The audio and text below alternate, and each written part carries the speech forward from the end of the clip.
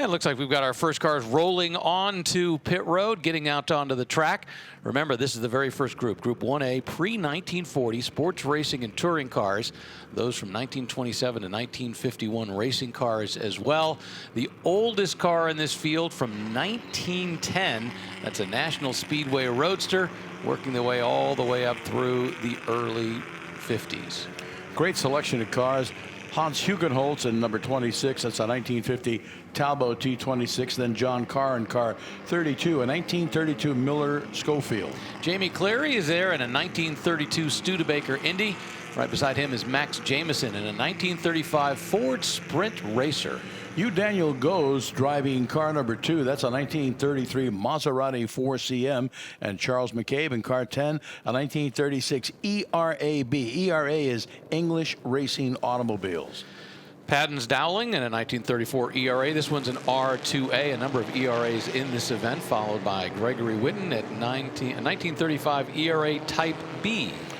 Andrew Larson is driving a 1927 Bugatti Type 37. That's car 30. And David Duthu in 38, a 1936 Talbot Lago T26. Ivan Zaremba, a 1935 Railton LST. Some cars you will never see anyplace else. And a Bugatti 37A right beside him, Luca Macchioso.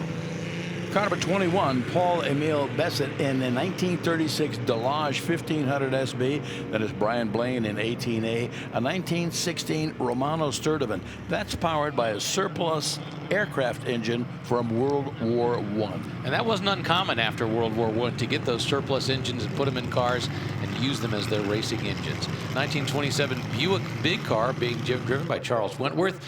Duncan Fairclough in a 1934 Aston Martin.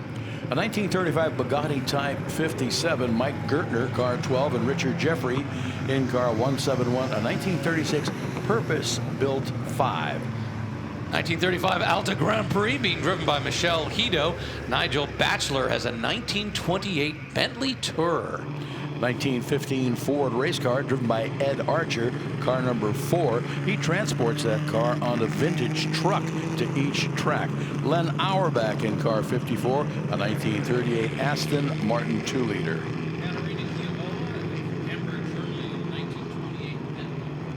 Katerina Cavola from Hamburg, Germany, a 1928 Bentley 4.5-liter right there. And Logan Calkins is in a 1935 Aston Martin 7. Eric Ramos driving car number 17. That's a 1916 National AC. That's a 2-man car. Riding mechanic goes along just to change tires because they had a lot of flats. He also kept the oil pressure up and the fuel pressure and served as the rear view mirror. Car number 16, Jim Putnam, a 1920 Packard 30.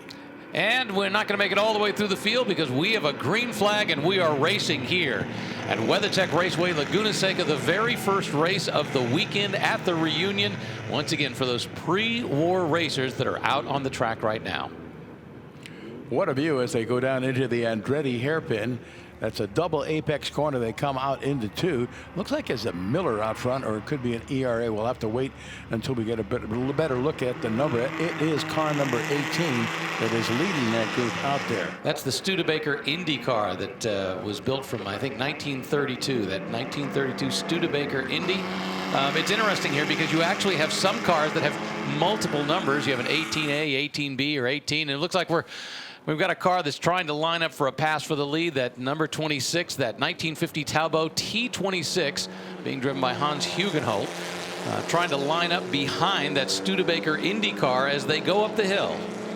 That Talbot, a beautiful car, looks like a Grand Prix car of that era. Now closes up behind that Studebaker Indy as they go through turn 6. They're getting to the highest part of the track, the famous corkscrew here at WeatherTech Raceway, Laguna Seca. A little foggier up at the top of the hill. Looks like the Talbot's going to get inside and try and make the pass just before they crest the hill. And you've got a new leader as they start down the hill through the corkscrew. If you're down at the start-finish area, you'll see them pop into view when they go under the Rainy Bridge and come back into your view at turn 9, that off-camber left-hand turn. It's interesting looking at the center of gravity on these two cars. Once again, you've got that Maserati with a nice low center of gravity, and then the pardon me, the Talbot with a nice low center of gravity, followed by that 1932 Studebaker Indy with a higher. Look where the driver sits compared to that Talbot. Well, it's also a much smaller car, and the one thing I like about these older cars with the open cockpit, you can really see the drivers working. You can see them wrestling with that wheel, really working hard to keep that car pointed in the right direction. That looks like Paddens Dowling in the number 7 car. He is always quick. That's a 1934 ERA R2A.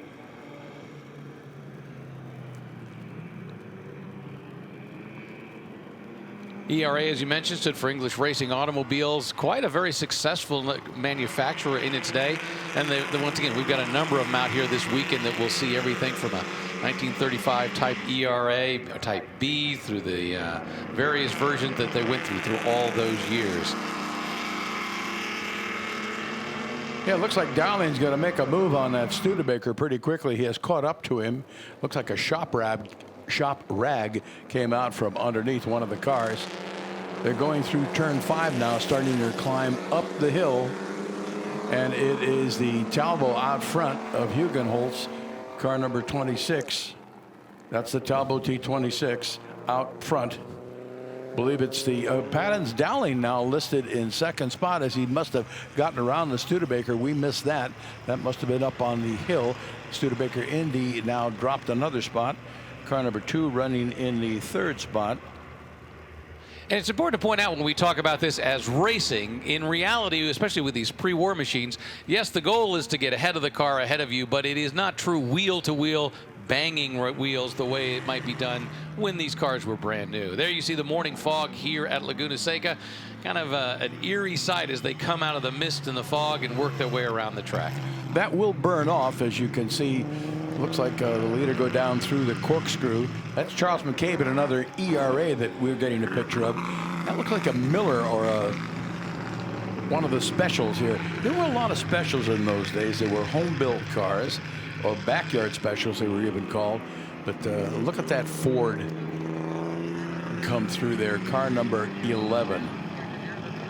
Yeah, that's car. And once again, we have multiple numbers for the same car. We've got 11 and an 11A. That 11A is a 1935 Ford Sprint Racer, originally a track-built sprint car back in 1935. It's a pre-war Ford with front and rear mounted suspension under a reinforced Model T frame. A lot of those cars were built with Ford parts. They were very big in racing. They raced them on dirt. They raced them on ovals. And there were a lot of specials built using Ford components. But it's still Hugenholtz leading the group in that number 26 car. That's the 1950 Talbot T26. That is an absolutely beautiful car. It just looks menacing when it's sitting still. Paddens Dowling's close to within just over a second of Hugenholtz and may challenge for the lead before this race is over. This is a 20-minute race, and Brian Blaine trying to close in the number 18 car. He's another 2.5 seconds back. And there we're seeing the battle right now for 6th and 7th. That 11A car being driven by Max Jamieson. That's that 1935 Ford Sprint Racer that we were talking about. And Dick, as you mentioned, it's a great way to be able to see the driver, watch him work as he goes through the turns. You see almost every ounce of that driver. The only thing you really can't see is his feet as he's driving by. And right behind him is Jamie Cleary in that 1932 Studebaker Indy car. Yeah, you'll see the drivers in his office, so to speak, and you can see him using body English too. When they turn the wheel, they also kind of lean over like they're trying to will the car to move. Looks like that's the Sturdivant that's parked over on the side going up the hill, evidently with mechanical difficulties. He's out of harm's way. He's off course, driver's left.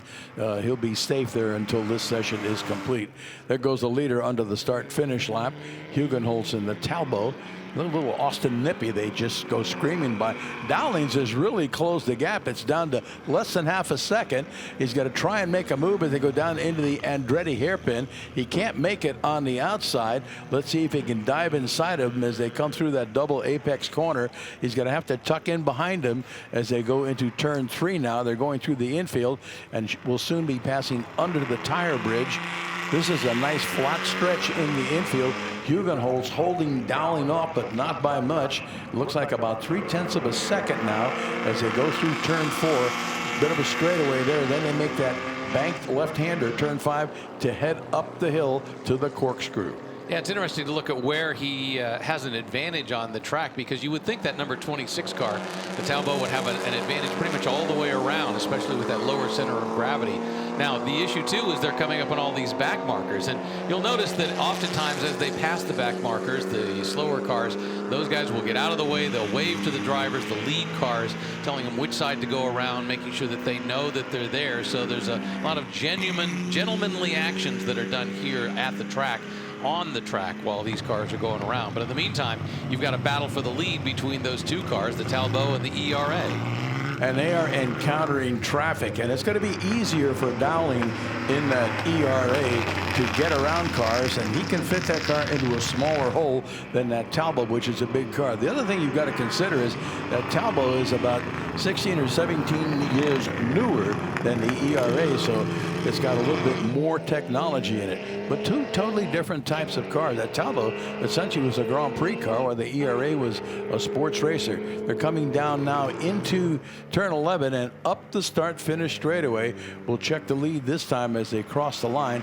It'll show us the gap from timing and scoring. It was 0.3 of a second last time. I think it's opened up a little bit as a result of the traffic they've encountered. Yeah, now it's up to, I should say, 1.5 seconds, the gap between the leader 26 and the second place car of Dowling, number 7. Well, the leader, Hugenholtz, really got the attention of that back marker as he was going around. I think the back marker was expecting Hugenholtz to go to the inside of the turn, and instead Hugenholtz went around the outside. And for just a moment, I think the back marker was just a little surprised there. You're watching Hugenholtz as he works that wheel, and there's the sign from the driver that's being passed, making sure that they know which side to go through. But look at how much Hugenholtz is working the wheel as he goes around this Laguna Seca racetrack. Yeah, they're going to be in traffic for the remainder of this race, and both Hugenholtz and Dowling got a little bit squirrely as they got through the infield, working their way around cars, and Dowling is closed back up on Hugenholtz as they both pass one of the cars, number 77, as they come up the hill. Heading through turn 6 now. Heading to the corkscrew. Dowling right in the wheel tracks, looks to the inside as they go up what is known as the Ray Hall Straight that leads them to the top of the hill.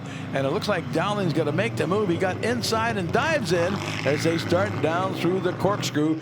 New leader, but that won't be official until he crosses the start-finish line. What an imaginary race. A 1934 ERA taking on a 1950 Talbot. And once again, you would expect that Talbot, with the lower center of gravity, the greater racing technology, if we want to call it that, from 1950, to be able to blow off the doors of that 1934 car. But instead, it's Paddens Dowling in the 1934 ERA, the R2A, which has taken the lead in this timed race. And that Talbot has a 4.5-liter engine, and the ERA only 1,500 cc's. But the key is it's lighter and much more nimble.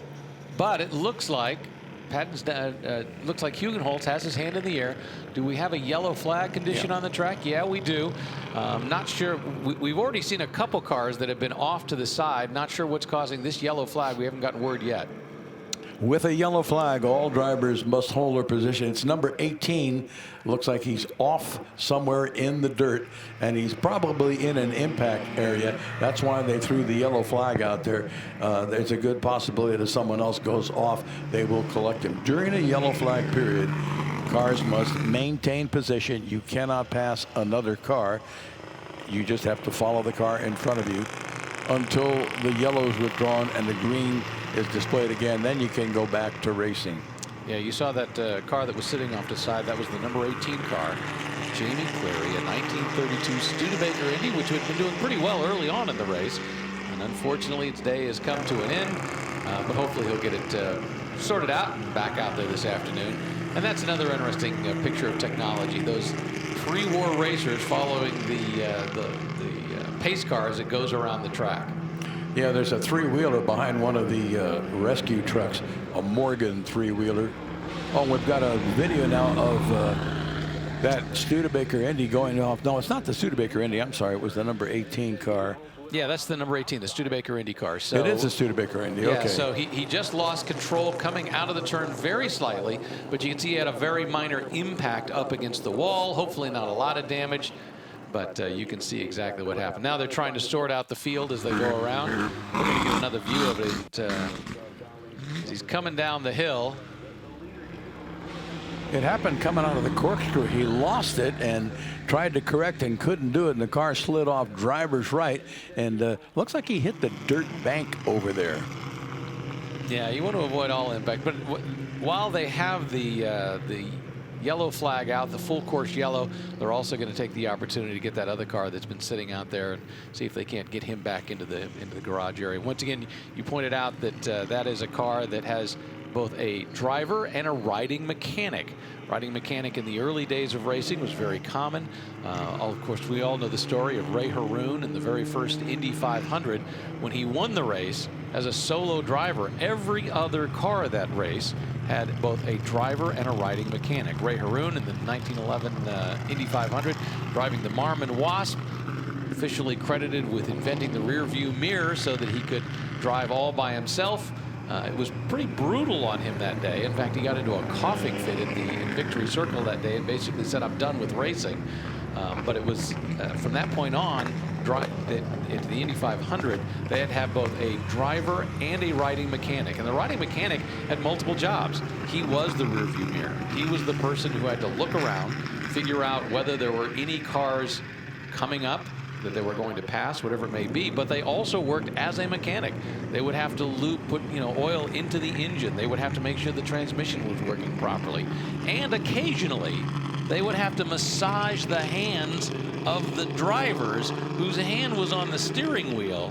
And if you can imagine the pounding at the Indianapolis Motor Speedway of going over those bricks. So the riding mechanic was a pretty critical job.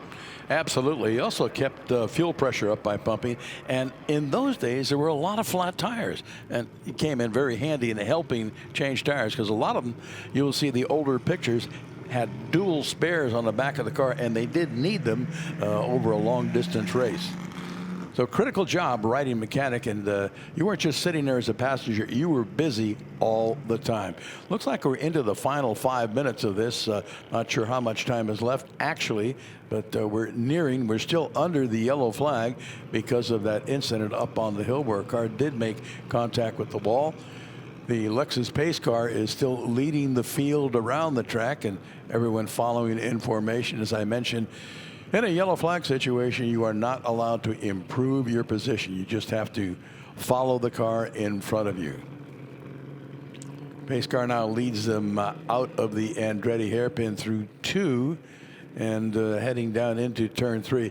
If they do get a chance to go green, it's going to be interesting to watch when they get that green flag, because that Talbot should have superior acceleration. It's got about 3 liters more engine size than that ERA. But for now, it's lead and follow. It's Dowling in the 7 car, then Hugenholtz in 26, Brian Blaine in 18A third, Gose in number 2, running in the 4 spot, and Charles McCabe in car number 10. I believe that's another ERA running in the 5th position. In 6, we've got a 1935 Ford Sprint Racer being driven by Max Jamieson. David Duthu is in a 1936 Talbot Lago, a T26. 8th place right now is Ivan Zaremba and a 1935 Railton LST. In 9th is Luca Macchioso with a 1928 Bugatti 37A. And rounding out the top 10 is Andrew Larson in a 1927 Bugatti Type 37. There's Ed Archer we see on our screen now in that Model A racer.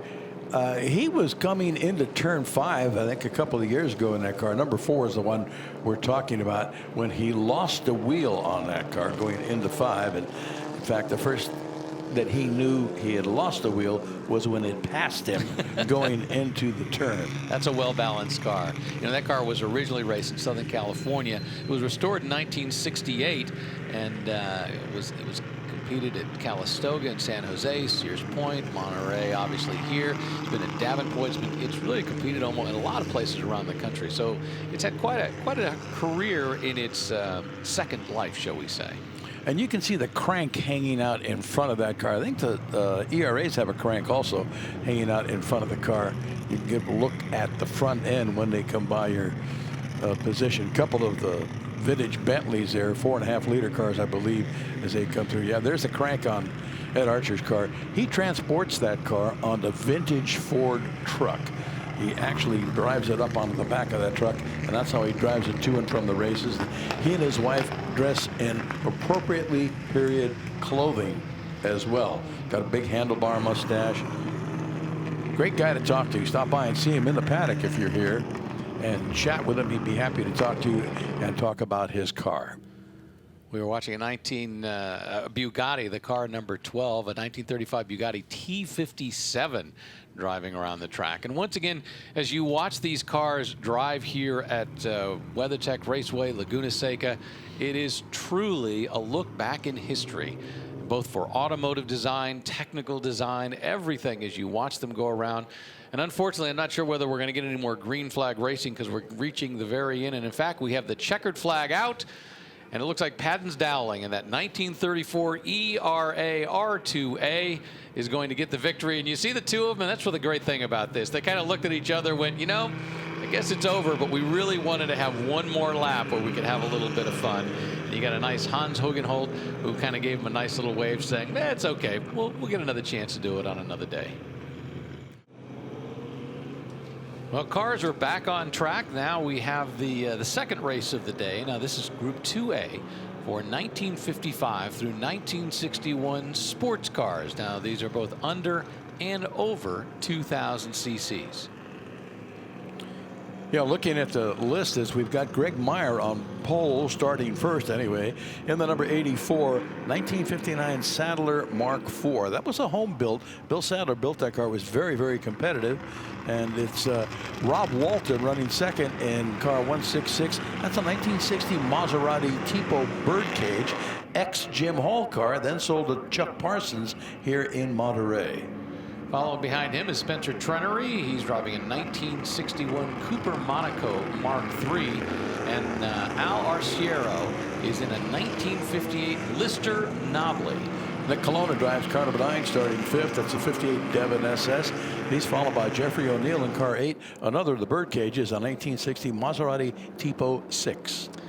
Joey Beaujolais in a 1960 Elva Mark VI is beside him. John Chip Fudge in a 1961 Huffaker Genie.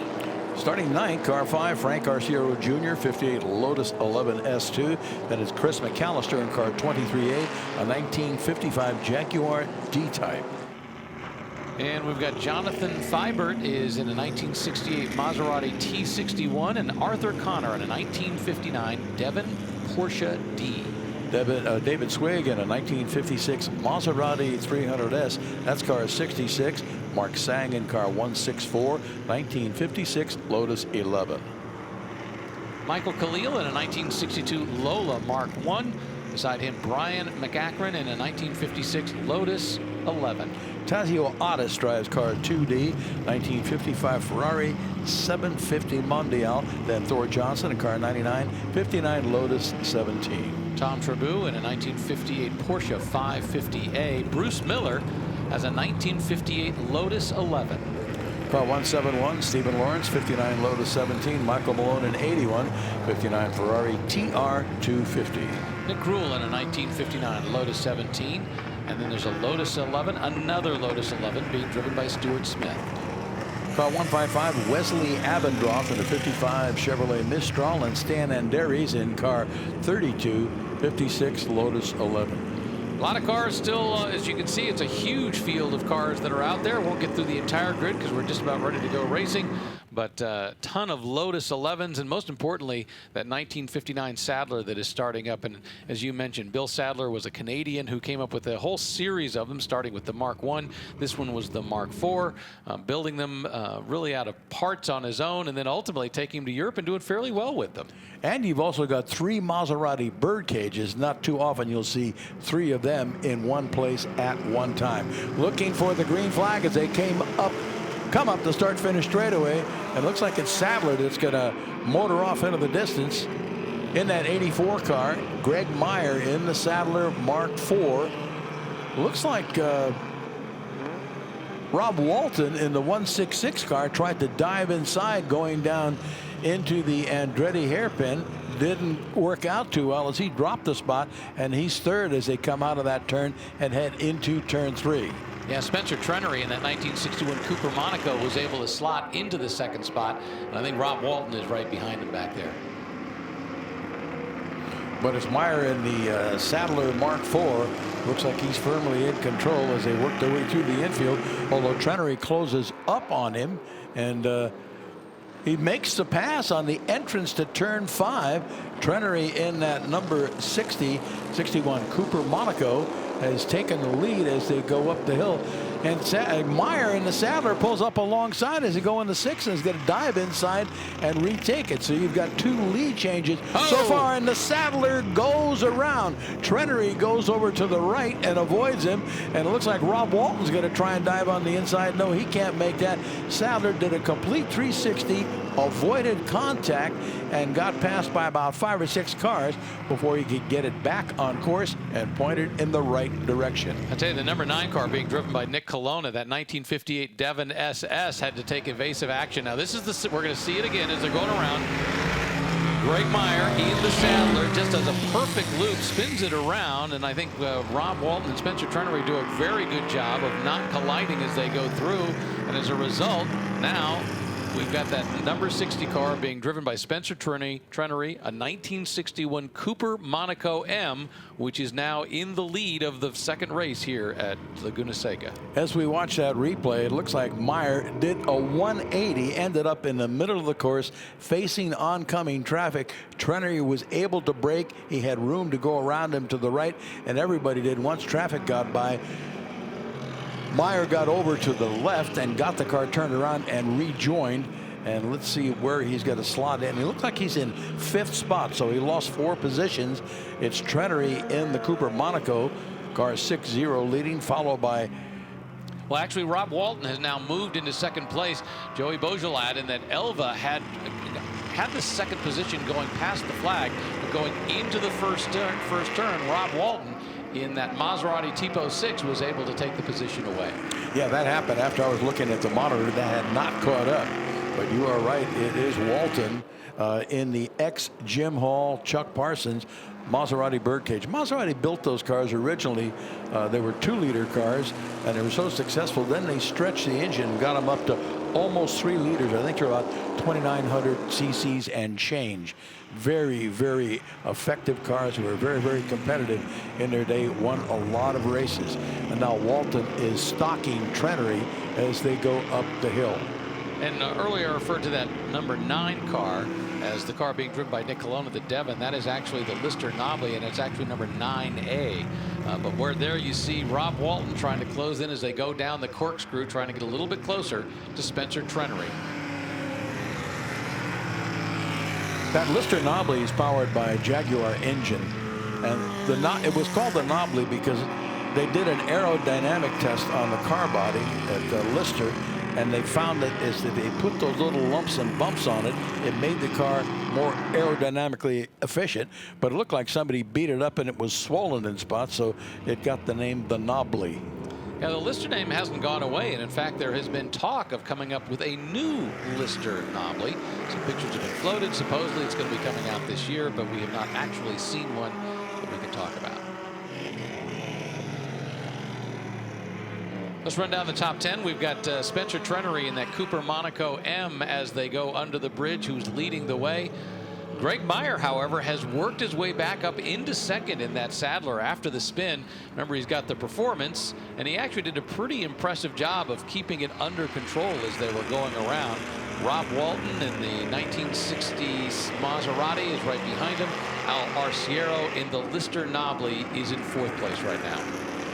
And Boyalad in that number 70A car is all over the back of Arciero in the Lister Knobley, trying to move himself back up into 4th spot. So it's Trenery in the Cooper, Meyer in the Sadler, Walton in the Birdcage, Arciero in the Lister Knobley, and then Boyalad in car 70A. That's the Elba 6 prototype running in 5th spot.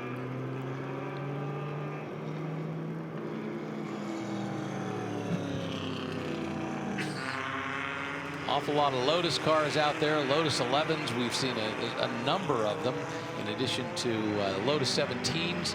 Once again, these are all cars that were raced between 1955 and 1961, and as you mentioned, an awful lot of them are cars that were well, some of them were built by Lotus, and there were a number of them. There were also some cars which were almost one-offs that have done reasonably well over the years. Yeah, I saw a C-type Jag just go on by. The one-off that catches everybody's attention, though, is Greg Meyer's Sadler Mark IV, car number 84, as he tries to close in on Spencer Trenery in the number 61 Cooper Monaco that is leading this event at this point.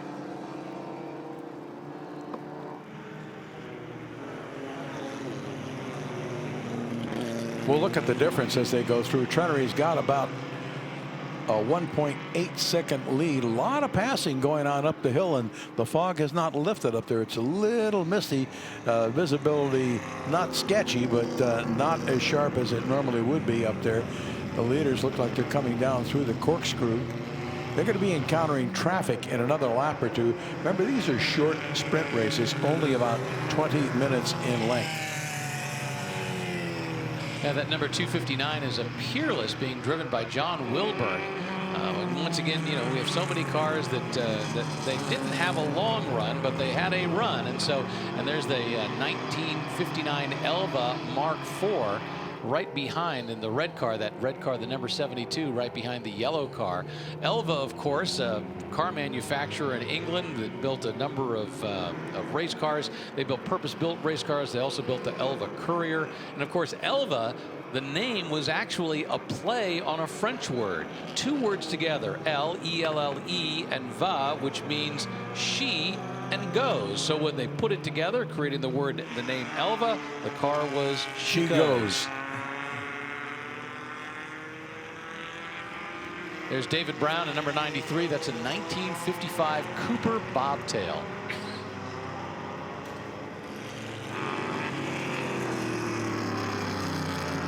Greg Meyer in that 1959 Sadler Mark IV, still trying to chase down Spencer Trenery, who is in the lead in the Cooper Monaco. Spencer Trenery, who was attacking Greg Meyer in the very early going in that Sadler, and then the Sadler spun, and Spencer has been able to control ever since.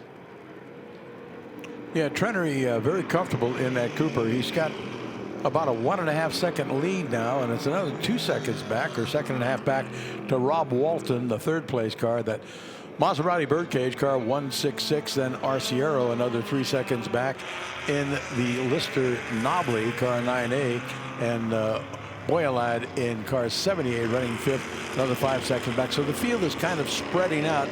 No imminent challenges in the top five. You can see Walton working the wheel in that Maserati Birdcage. He's got a camera mounted on the roll bar over his head, shooting the event, so he can look at that later and see what he did right and what he didn't do right. Yeah, there's always highs and lows to being able to watch your race back over again.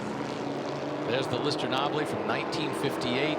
Quite a unique body style. Lister, of course, built a number of racing machines over the years. Had quite a bit of success with them over time. You look at the back of that Lister Nobly, and it's the back of the body very similar to the back of that Maserati Birdcage. It's kind of a bathtub look, if you want to call it that. Well, that Cooper Monaco Spencer Trenery, it's got those two fins up in behind it at the top of the bodywork, and an air intake going into the rear fender.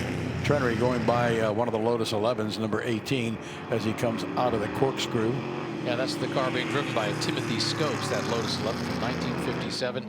You know, it's really spectacular to think about, you know, with WeatherTech Raceway Laguna Seca originally opening back in 1957.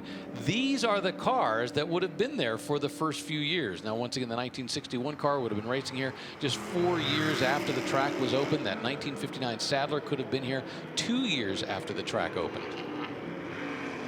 It's incredible to see these cars back here at WeatherTech Raceway Laguna Seca.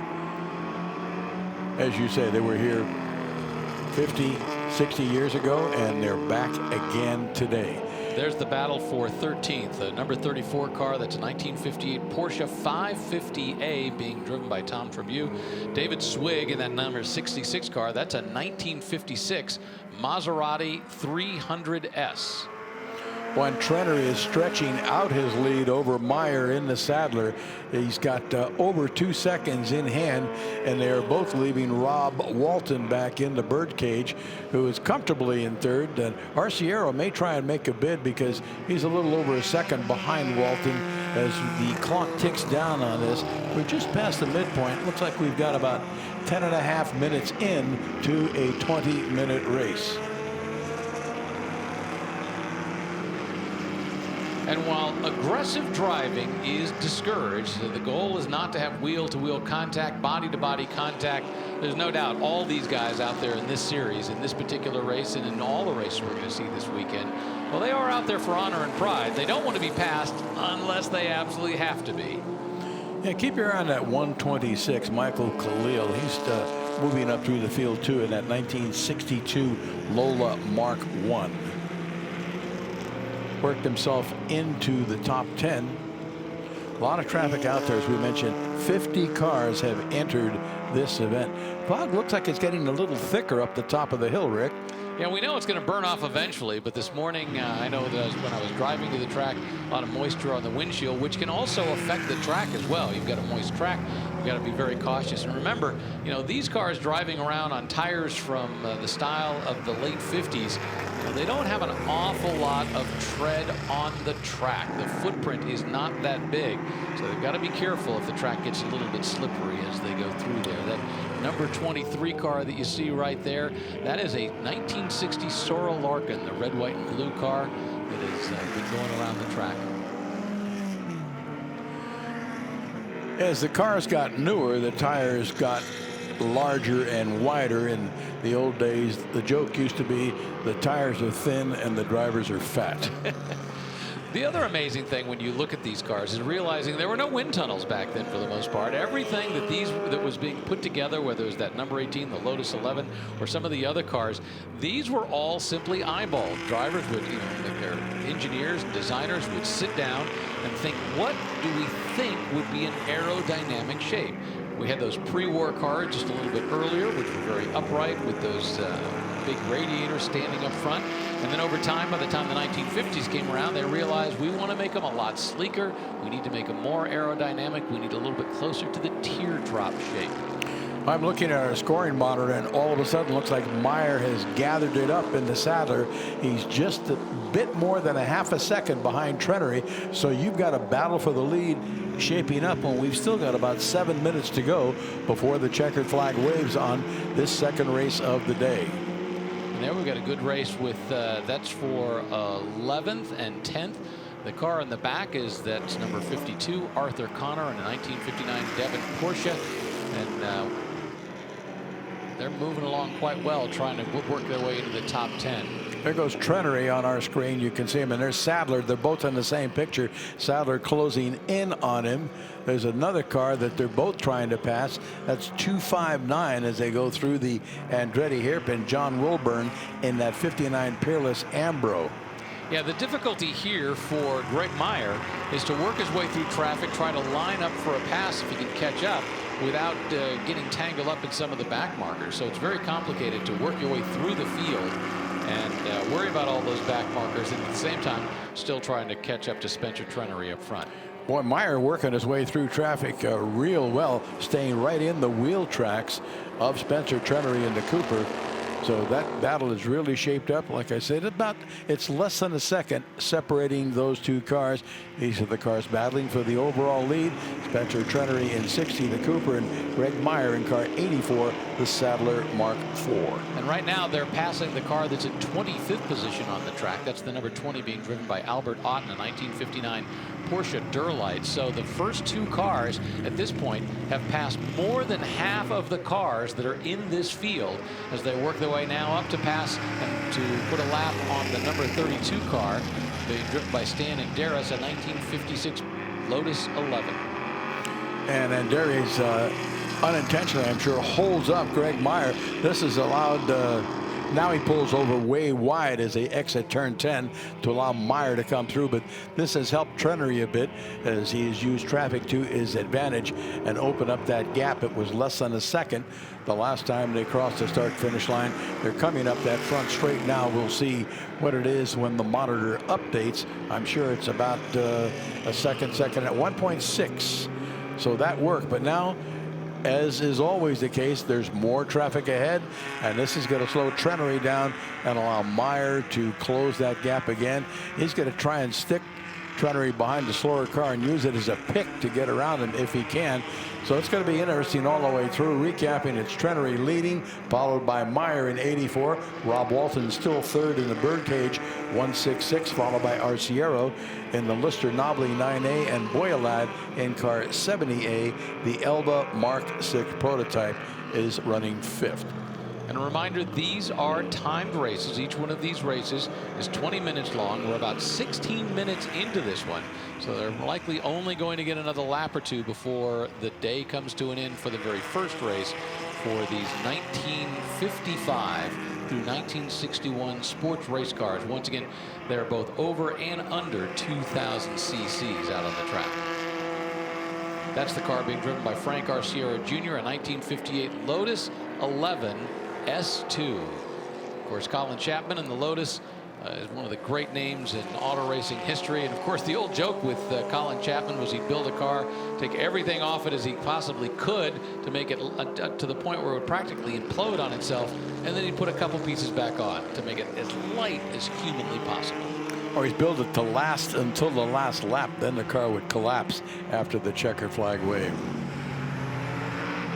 Brilliant engineer, built some very fine automobiles. See that number 9 car coming down. That's Nick Colonna in car number 7. That's a 1958 Devon SS. Again, similar bodywork to the Lister Nobly in the rear, also similar to the Maserati birdcage. Myers closed it back up to a little bit more than half a second, but time is running out. We're a little over 17 minutes into a 20-minute race, so they just could be starting their last lap, or they could get one more go-around when they come by. Now, this is going to be good because in that shot I was able to see the starters, and they were not indicating to the drivers that there was one more lap to go. So it's probably going to be this one plus one more. Walton in a birdcage in third continues to slip back. He's about 20 seconds behind Meyer now, and Arciero's backed off a little bit in his Lister Nobly. He's still running fourth, but he's comfortable there. He's about 3 seconds behind Walton, and it's another 10 seconds back to the fifth place car of Boyalad. Second race of the day here at the event, the Rolex Monterey Motorsports Reunion. Some of the greatest race cars in history are out here this weekend, and there you can see as they work their way, trying to fight their way up through. That's John Hill, who's way back in the pack, but trying to squeeze his way back up. And there is the number 60 car that is being driven by Spencer Trenery, the Cooper Monaco. Yeah, Spencer Trenery and his dad have a shop over in Emeryville, California called Fantasy Junction, with quite a collection of cars that they've got for sale there. I love the Batmobile style. Oh, there's fins on the very back, on the very fin. Now they're waving one lap to go. So we are in our final lap here of this second race of the day. And the question is, does Greg Meyer in that blue and white Sadler, the Sadler Mark IV, does he have anything to be able to catch up to that lead car of the Cooper Monaco being driven by Spencer Trenery? Don't think it's going to happen because the gap is now widened to 1.7 seconds as a result of the traffic. And the further you get into this race, the more traffic they're going to encounter. But doesn't mean Meyer's given up. He's still charging hard, trying to catch Trenery in that Cooper.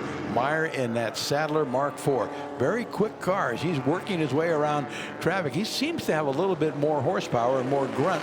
That's a Chevy powered car, big V8 in there. And he's closing again. He's got Trenery in his sights as they head up the hill. There's no traffic between them, and it's going to be the fight from the corkscrew down to the start finish line. Heading up to the top of the hill now, up the Ray Hall Straight.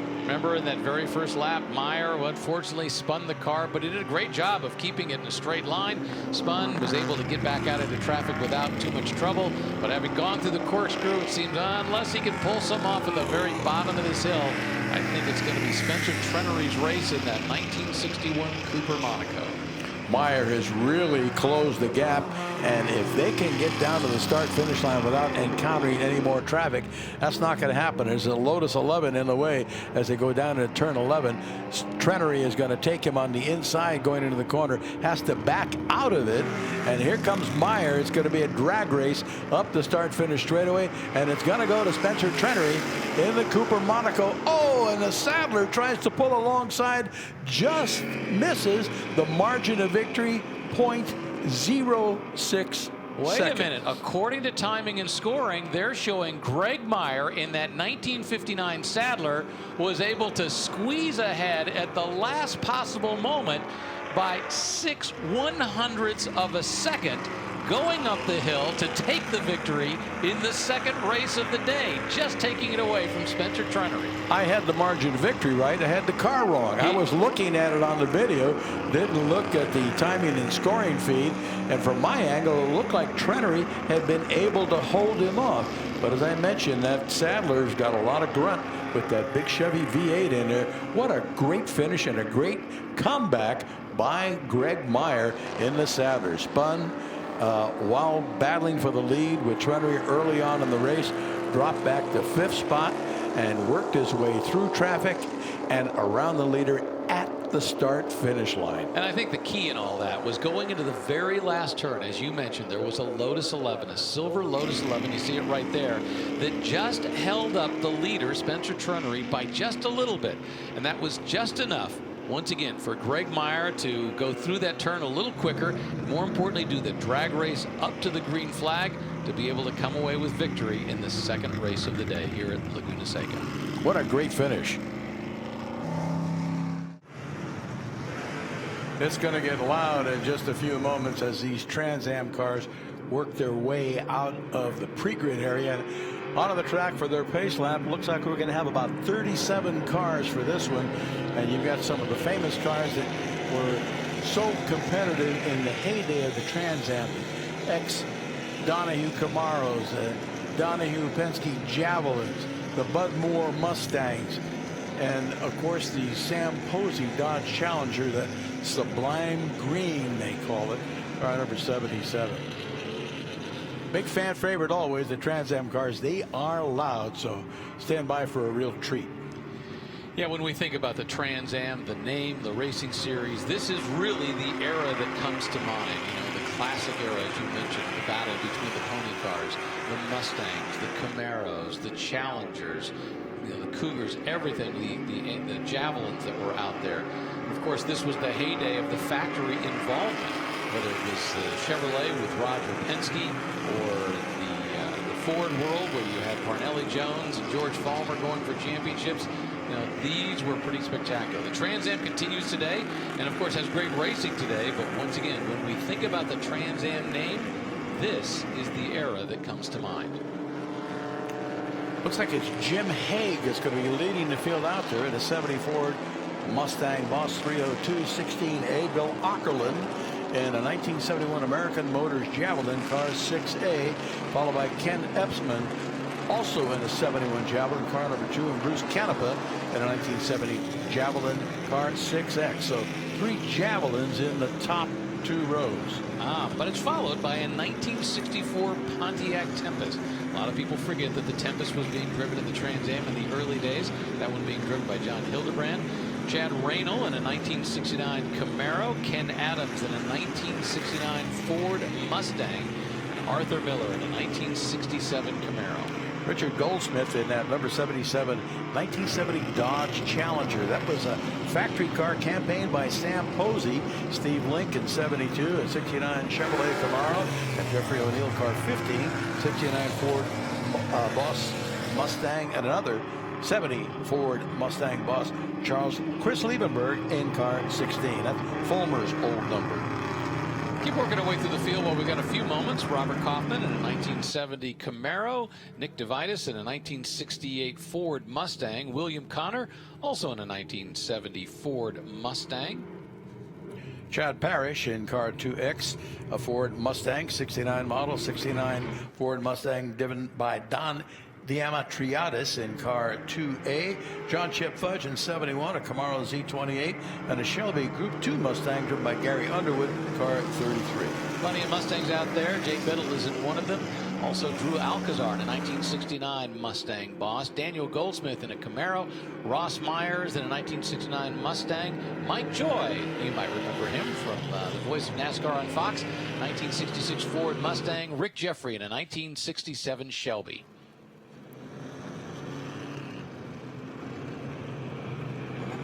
Working their way around the track once again. It's just such a great opportunity to see these cars that originally raced here back in the original Trans Am series going around, and it is such an extreme collection. I mean, there is everything from a 1964 Ford Falcon to the Javelins, to the Mustangs, to the Camaros, all out there on the track. You know, Chrysler entered the Dodge Challenger with Sam Posey driving. They also entered a pair of Plymouth Barracudas that Dan Gurney's All-American Racers put together. He drove one and Swede Savage drove the other. Yeah, technically the Challenger wasn't a classic pony car in the sense that it was slightly larger than the Cuda. However, they wanted that impression with the younger generation, and as a result, they had the Trans Am car that was put together. Not quite as successful as they wanted it to be, but still, it was out there. It had the name, and to this day, it's such an iconic look in that sublime green.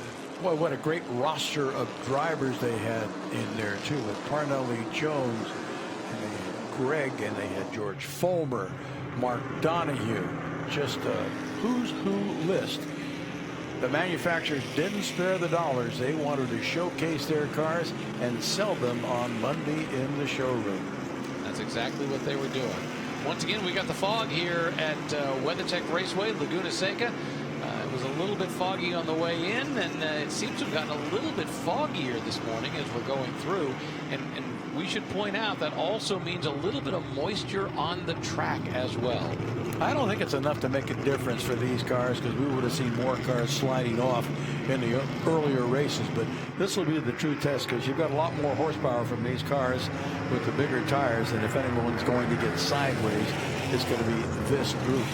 But it was interesting. Penske dominated with that Chevrolet Camaro on Donahue, and then he jumped the fence and went to AMC and built a car from the ground up to compete in the Trans Am, and he was successful winning with the Javelins.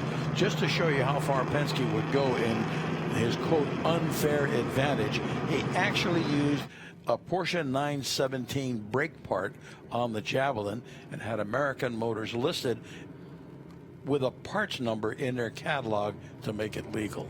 Yeah, the running joke was always about the unfair advantage. To be honest with you, I always thought the unfair advantage for Roger Penske was Mark Donahue, a Brown graduate, an actual engineer. He understood both how to turn the wheel as well as how to engineer the car. All right, historic Trans Am cars coming up under the bridge, getting the green flag, and we are racing again here at WeatherTech Raceway, Laguna Seca. The Javelin on the outside, the Mustang on the inside as they jockey for position going into the first turn. Looks like it's going to be Jim Haig leading the field down into the Andretti hairpin in that number 16 Mustang. School bus yellow was the factory color on those cars, and he leads Bill Auckland in that American Motors Javelin, looking now for the third place car as they come through. I believe that's Bruce Canepa in the number 6X Javelin. Boy, Auckland, rather, Haig got a little sideways, got a wheel off, so maybe it is slippery out there. Rick, it looked a little squirrely as he went through, but he managed to save it, keep it pointed in the right direction. Top three cars all nose to tail, a Mustang and a pair of Javelins. And Pontiac is fourth. I was going to say, followed by the Pontiac Tempest. We don't have a Camaro in the top four. The interesting thing about the two cars in second and third place now, we're seeing what looks like a pass that may be in the works as Canepa tries to come up on the inside there. You see the Pontiac Tempest The interesting thing about those two Javelins is that they are the 1971 version and the 1970 version. So they are slightly different in looks as you see them going around. Once again, Bill Hague in that number 16 Mustang in the lead. And it's the 1971 American Motors Javelin being driven by Bill Aukerland, followed by the 1970 version. The 1971 version a little more distinctive because of the fender flares that go up over the lip of the front wheel, making it slightly different. The very first Javelin that you see behind it, the styling that continued from the very beginning of the car, and he's looking to try to line up a pass as they go down into that last turn before the front straightaway, and that's exactly what Bruce Canepa does in that 1970 Javelin. Believe me, those Javelins did not come off a factory production line. They were built at Penske's shop in Pennsylvania. That Pontiac Tempest, I think Herb Adams, one of the Pontiac engineers, put that car together. But it is Hague leading in the Mustang car 16A. Canepa, as you say, with a pass going into turn 11, has moved his Javelin 6X up into second spot, followed by Bill Aukerland in the 6A Javelin. Hildebrand in the number 49 Pontiac Tempest is in fourth spot. And we've got a pass for the lead going on the track right now. Bruce Canepa and Mark Donahue's old Javelin coming through. You can see him sliding as he works his way around the Mustang that was driven by Jim Hague, and he now has the lead in this historic Trans Am race. Hope you've got a chance to see this on the video. You can really see Canepa sawing on that wheel back and forth as he got around Jim Hague, now leading him up the hill. So it's Javelin, Mustang, Javelin, Pontiac, and Chad Reynolds in the number 64 Chevrolet Camaro. That's your top five. Almost eerie as they go off into that fog, work their way on that backside, and then start their way down the corkscrew. Hague not happy about being passed, closes right up on the rear bumper of Canepa as they come out of the corkscrew, backs off a little bit as they come out of 8A down there and heading down into turn 10, that banked right-hander that takes him into the final corner of the track. This is where Greg Meyer's car made up all the time on that last race when the leader got held up a little bit going into that final corner, gave him the chance to come out and steal the win. Not going to happen with these guys. No, Jim Hague was trying to hang it out, trying to get a little bit of an advantage. Once again, if you can get a little bit closer coming out of that last turn, you can set yourself up for a long drag race up into the very first turn.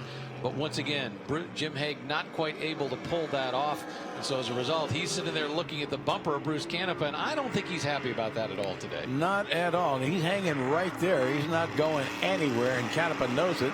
But Canepa's got clear racetrack ahead of him, so he's got nothing to hold him up. He just needs to put the car in the right spot at the right time, and not a whole heck of a lot that Hague can do about it unless they run into traffic or Canepa makes a mistake, and I don't think that's going to happen.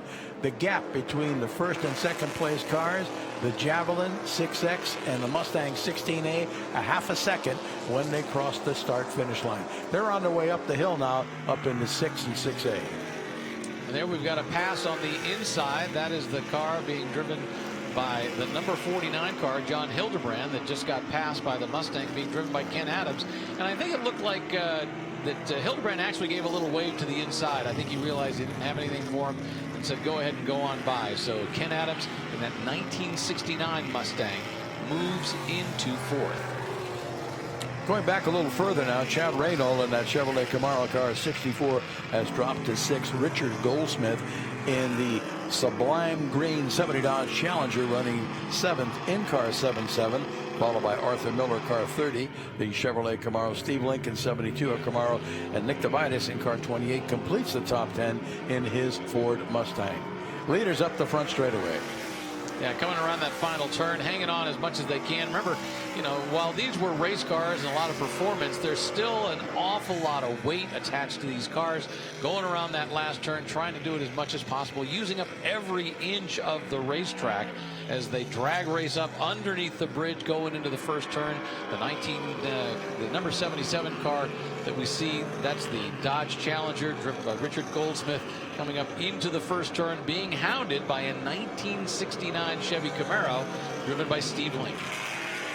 Yeah, you'll see those drivers use all the pavement down in turn 11 as they go around that left-hander. They go way out to the right. The key to a fast lap here at WeatherTech Raceway Laguna Seca is a good exit speed out of 11, because that takes you onto the longest straightaway here at the track. And a good passing zone, of course, is going down into turn 1. You'll also see a lot of passing going into turn 5, that left-hander that starts the ascent up the hill. Yeah, it just boils down to how much torque, how much grunt do you have in that engine when you're accelerating up the way, because that is what is the key up there. Because if you can get enough of the horsepower to get yourself up there, get yourself into position, I think that's exactly what we've got happening right there with the Challenger as well as with the Camaro, as the Camaro moves to the inside of the Challenger.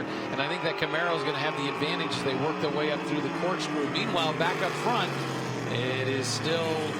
It's two Javelins. Two Javelins that have now worked their way into the lead, which means that Jim Hague has now worked his way back to third. Yeah, Ackerland has gotten around him and moved himself up into the second spot. Actually, Ackerland is now in the lead, and it's Bruce Canepa who's in second. So we've got Ackerland in the lead, Bruce Canepa, and Jim Hague in the Mustang is now third, with Ken Adams in another Mustang in fourth.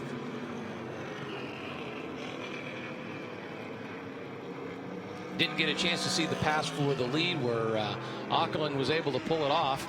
And once again, you see as they go around that Andretti complex, just getting a little squirrely as they're working really hard. And I think the guy who's working hardest right now is Ken Adams, because he sees that he's got Jim Hague in his sights. And obviously Jim Hague may have an issue because he's already been chewed up by the two cars ahead of him. And I think Adams thinks he may be able to get that third spot and claim a podium here in the very first Trans Am race of the day. He takes a look to the inside, and indeed he is going to pull it off. That's that pass going into turn 5, as I told you about. Good place to make a move. Adams now up into fourth spot in the 45 Mustang. Everyone going around a Camaro that is being lapped as they go up into the hill. The two Javelins already made their way around. Here comes Adams, here comes Hague. They put a lap on that car as well as they kind of disappear into a little hazy view from us in that fog and their light mist as they get up near the top of the hill. Other good battles throughout the pack. We can keep our eye on those as well. A lot of traffic, a lot of passing taking place.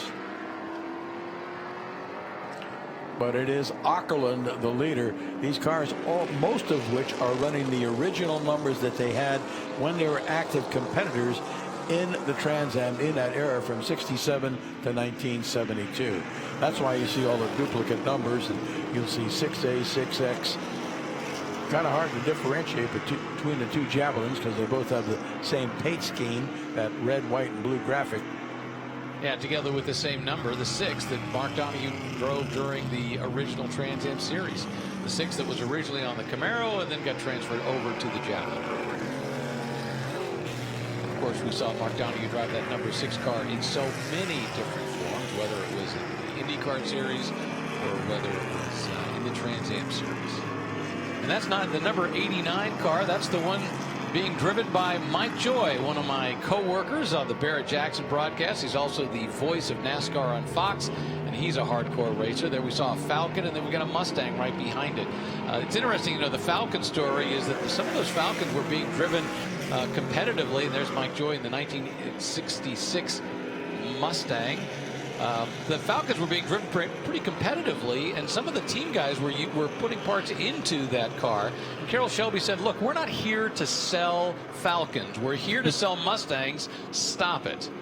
Mike Joy, if you don't know by chance, is a great car guy, great car collector, loves being on the track, and particularly loves the Trans Am era. And Joy's got a windshield wiper working. It's only one wiper, the one in front of the driver on that car, and he is utilizing it to get the mist off the front of that windshield.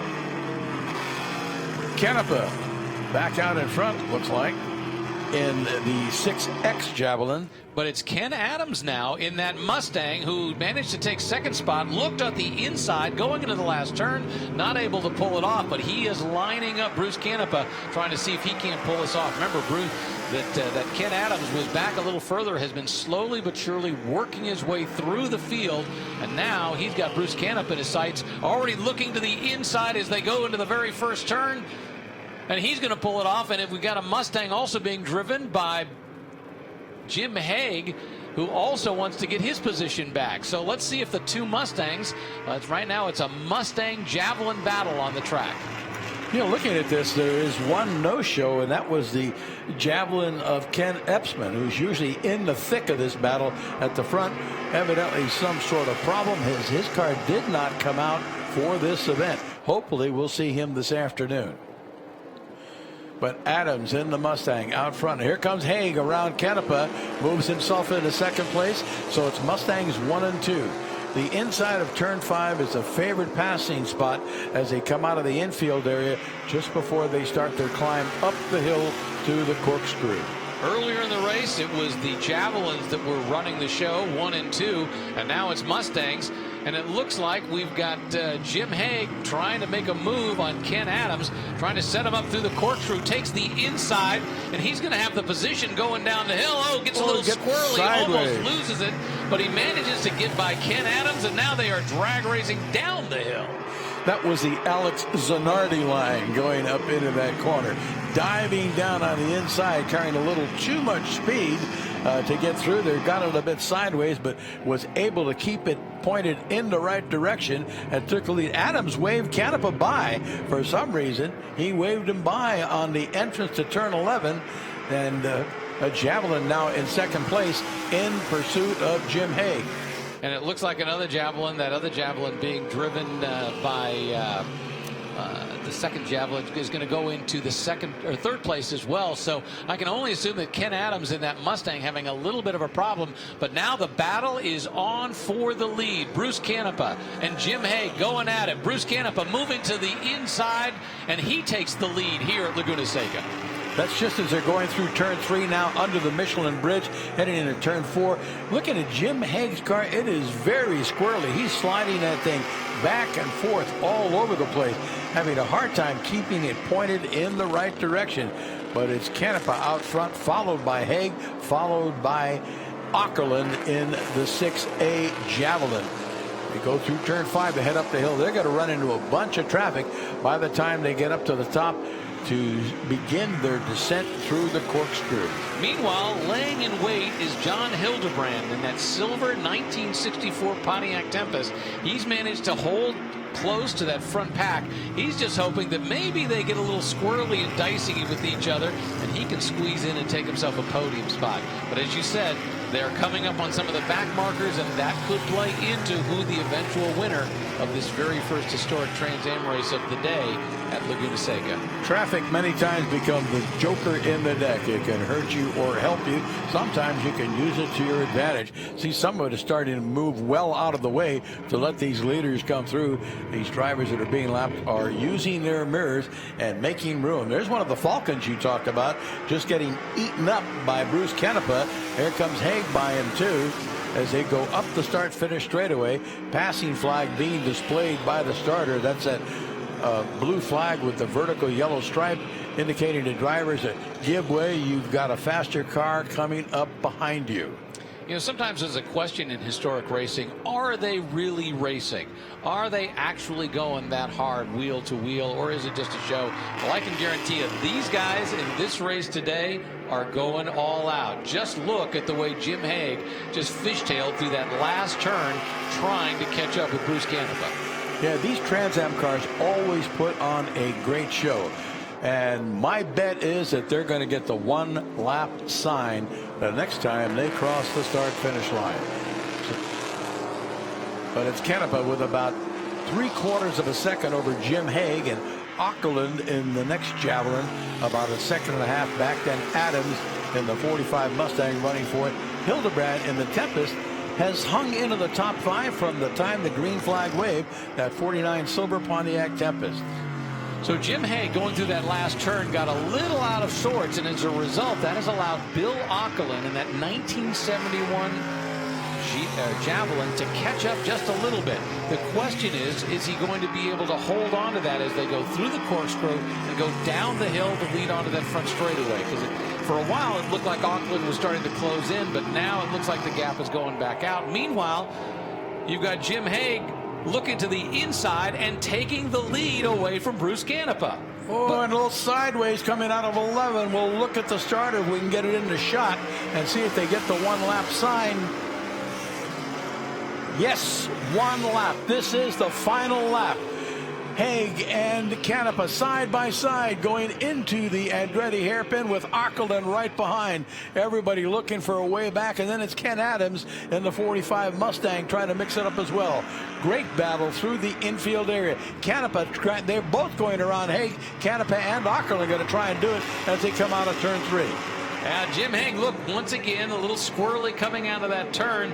As a result, Bruce Canepa is able to hang on, and Bill Aukerland is thinking, I want second place. The question is, where does he do it? How does he do it? If he can just keep himself in line, and he's moved to the inside, and it looks like right now, Jim Haig has the line, but no, it's going to be Bill Aukerland moving into second place. We got Javelins now 1 and 2, Mustangs 3rd and 4th. Ken Adams coming back, he's also trying to make a move on Haig and can't quite pull it off. I think Haig may have used up his tires as he's getting squirrelier and squirrelier as this race progresses. But right now it's a battle of the Javelins at the head of the pack. 6X and 6A, Canepa and Aukerland as they start down the corkscrew for the final time at speed this morning. The 1970 Javelin, that's the one in the lead, the one being driven by Canepa. The 1971 Javelin being driven by Bill Aukerland is the one behind. For a moment at the top of the corkscrew, it looked like Aukerland might be trying to line himself up, but just didn't have enough going through. As a result, it looks like Canepa, unless Aukerland can pull something off, coming into this last straightaway, doing the drag race up to the checkered flag, and it's going to be Bruce Canepa taking the victory here in this historic Trans Am race. And it's Aukerland finishing second in the 6A Javelin, followed by Jim Haig in the 16A Mustang. He was able to hold off Ken Adams in his Mustang number 44. And Hildebrand brings the Pontiac Tempest GTO, car number 49, home in 5th place. Chad Reynolds in a 1969 Camaro. The Camaros not able to crack into the top 10, but they did finish 6th, 7th, and 8th. The Arthur Miller Camaro, a 67 and 7th, and Steve Link had a Camaro from 1969. He finished in 8th. A 1968 Mustang being driven by Nick DeVitis was able to finish 8th, and Richard Goldsmith in that 1970 Dodge Challenger was 9th. Well, it turns out Arthur Miller in that Camaro at the flag got moved back just a little bit, and so he's now officially in 10th place. Well, it's the Javelins that dominated, or you could say it's the Penske's that dominated.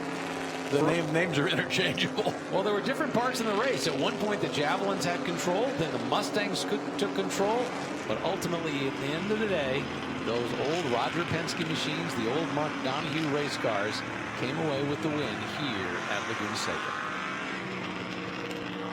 It was a great show, and looking forward to seeing these cars run again this afternoon. There will be a rematch when they do.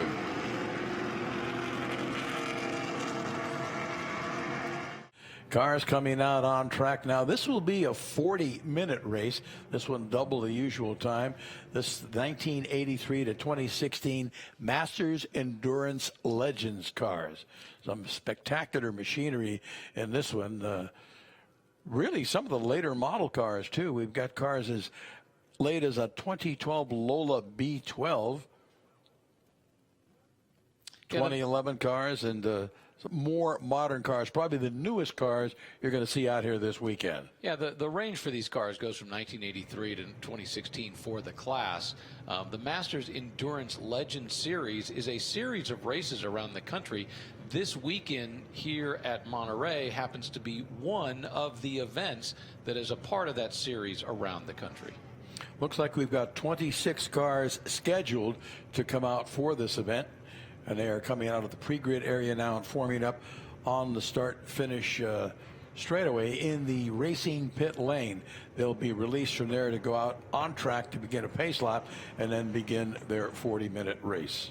And let's run through the field, because the very first car is a 1999 BMW. It's a V12 LMR, but it's the name that's attached to it which is really significant. Bill Auberlen, who is Mr. BMW, been driving BMWs for so long with so much success. He is going to be racing in this race today at the very front of the field in the very first car. And Craig Bennett in a 2012 Lola B1280 right beside him. In that second row, a familiar name, Spencer Trenery, who almost won the first race today. The second race, actually. No, it was the first race, because we had the Trans Am cars next. Number 15, Spencer Trenery in a 2006 Riley 11 Daytona. Travis Engen in that all-conquering 2005 Audi R8 LMP. Car number 2 is next. Mark Brandon in a 2001 Riley and Scott Mark III. Steven Zacchia in a 2002 Ferrari 550 GT1. Moulin Crass in car 112. That's a 1999 Panos LMP car. Thornton and Hoyt in car 88, 1983 March 83G. David Lockwood in a 2013 Orica FLM 09. John Edwards in a 2001 BMW M3 GTR. Lauren Beggs drives a 2004 Porsche 996 RSR. That's car 45. John McKenna next in car 10, a 2005 Riley Daytona Prototype. A couple of Corvettes behind. Rob Morgan in a 2000 Chevy Corvette, followed by Tony Garmy in a 2003 Corvette. Car number 33, Kovacevic, and the 2001 Porsche GT3. 1996 Ford Mustang, driven by John Cavanaugh in car 21. Scooter Gable, a 1997 BMW M3. Christopher Frank is also there in a 2000 Porsche GT3R. Car 56, De Filippi, and the 2011 BMW M3 GT, a 1982 Mirage M12, Tom Dooley driving. That's car 27. Les Whirling in a 1999 Camaro. Roberts in a 2013 Audi R8 LMS. Hagen Atkinson in car 08, a 2011 Oreca FLM 09, and Merriman and Tilley in car 38, 1991 Nissan NPT 90. And the field is rounded out by Joyner and Long in a 2000 Lola B2K10, and George Crass in a 2003 Chevrolet Corvette. And once again, this class is the 1983 to 2016 Masters Endurance Legends. And it's such a great opportunity to see some of the greatest cars that we've seen over the last 30 years back out on the track. Once again, the latest cars going all the way up eligibility through 2016. Looks like they're getting a second pace lap. Double stand in yellow being displayed at start finish. Lots of tire scrubbing going on as these drivers are trying to get heat into those tires. That number 27, the blue car, that's the Mirage going around. I was actually, that was when a gentleman by the name of Harley Cluxton, who owns a company called Grand Touring Cars, owned the Mirage name and was putting that car together with a guy named John Horseman. John Horseman used to work with John Wire. So John Wire was a part of the project. John Horseman was a part of the project. And that particular car was designed to race at Le Mans. And whoa, we've got to spin the number 93 car. That's Christopher Frank in the 2000 Porsche GT3R. Warming up the tires, swinging side to side just a little more than he probably should have, and as a result, spins it sideways. Fortunately, no harm, no foul, and no one got into him, so that's a great thing. They were going slow enough that it wasn't a big issue and everybody else could get out of the way. To finish up the story about that Mirage, Michael and Mario Andretti were to be driving that car together at Le Mans. This would be the father-son pairing for the first time, that number 27 Mirage that you see right there.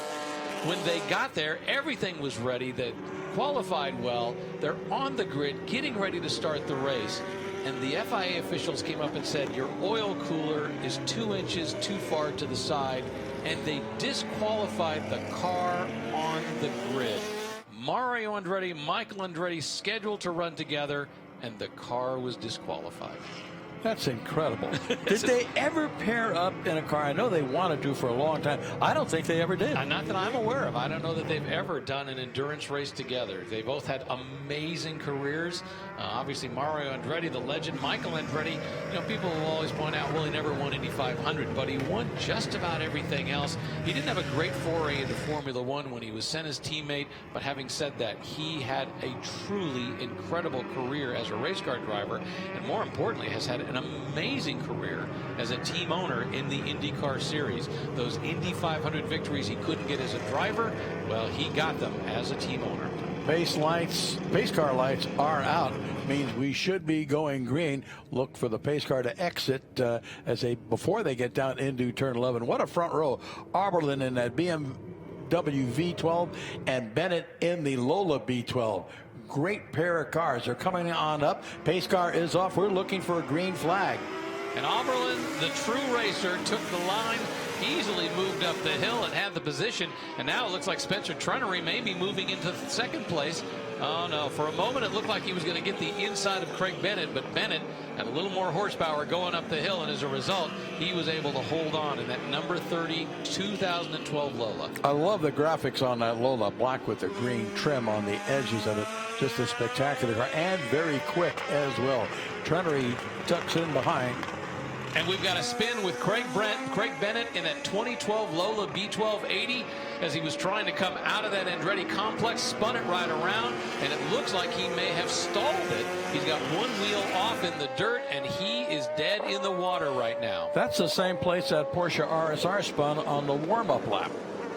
The exit of 3. So that's going to change the complexion dramatically for this event as Spencer Trenery in that SunTrust Riley 11 Daytona. Here's a replay. And he comes around and he just can't quite hook up, spins it very simply, and once again it looks like he just stalled it, and that's the problem. So they've got to get back out, and the question is they're still under green.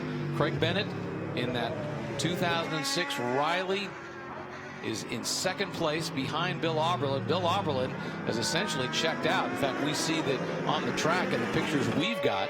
We can see Bennett. We can see Spencer Trenery behind it. But what we can't see is the leader of the race, Bill Oberlin. He is way up there. Bill Oberlin checked out before the green flag wave. He got a great jump on the start coming out of turn 11. For some reason, the Lola just kind of held back a little bit, and Oberlin was gone. So at the end of the first lap, Bill Oberlin, then at 1999 BMW, has checked out. Spencer Trenery in the Riley Daytona Prototype that from 2006. He is in second place as a result of the spin. Travis Engen in a 2005 Audi R8 LMP has moved up into third, and Mark Brennan in a 2001 Riley Scott Mark III is in fourth. Steven Zacchia rounds out the top 5 in car number 86. That's a 2002 Ferrari 550 GT1. Then it's the Thornton Hoyt March car 88.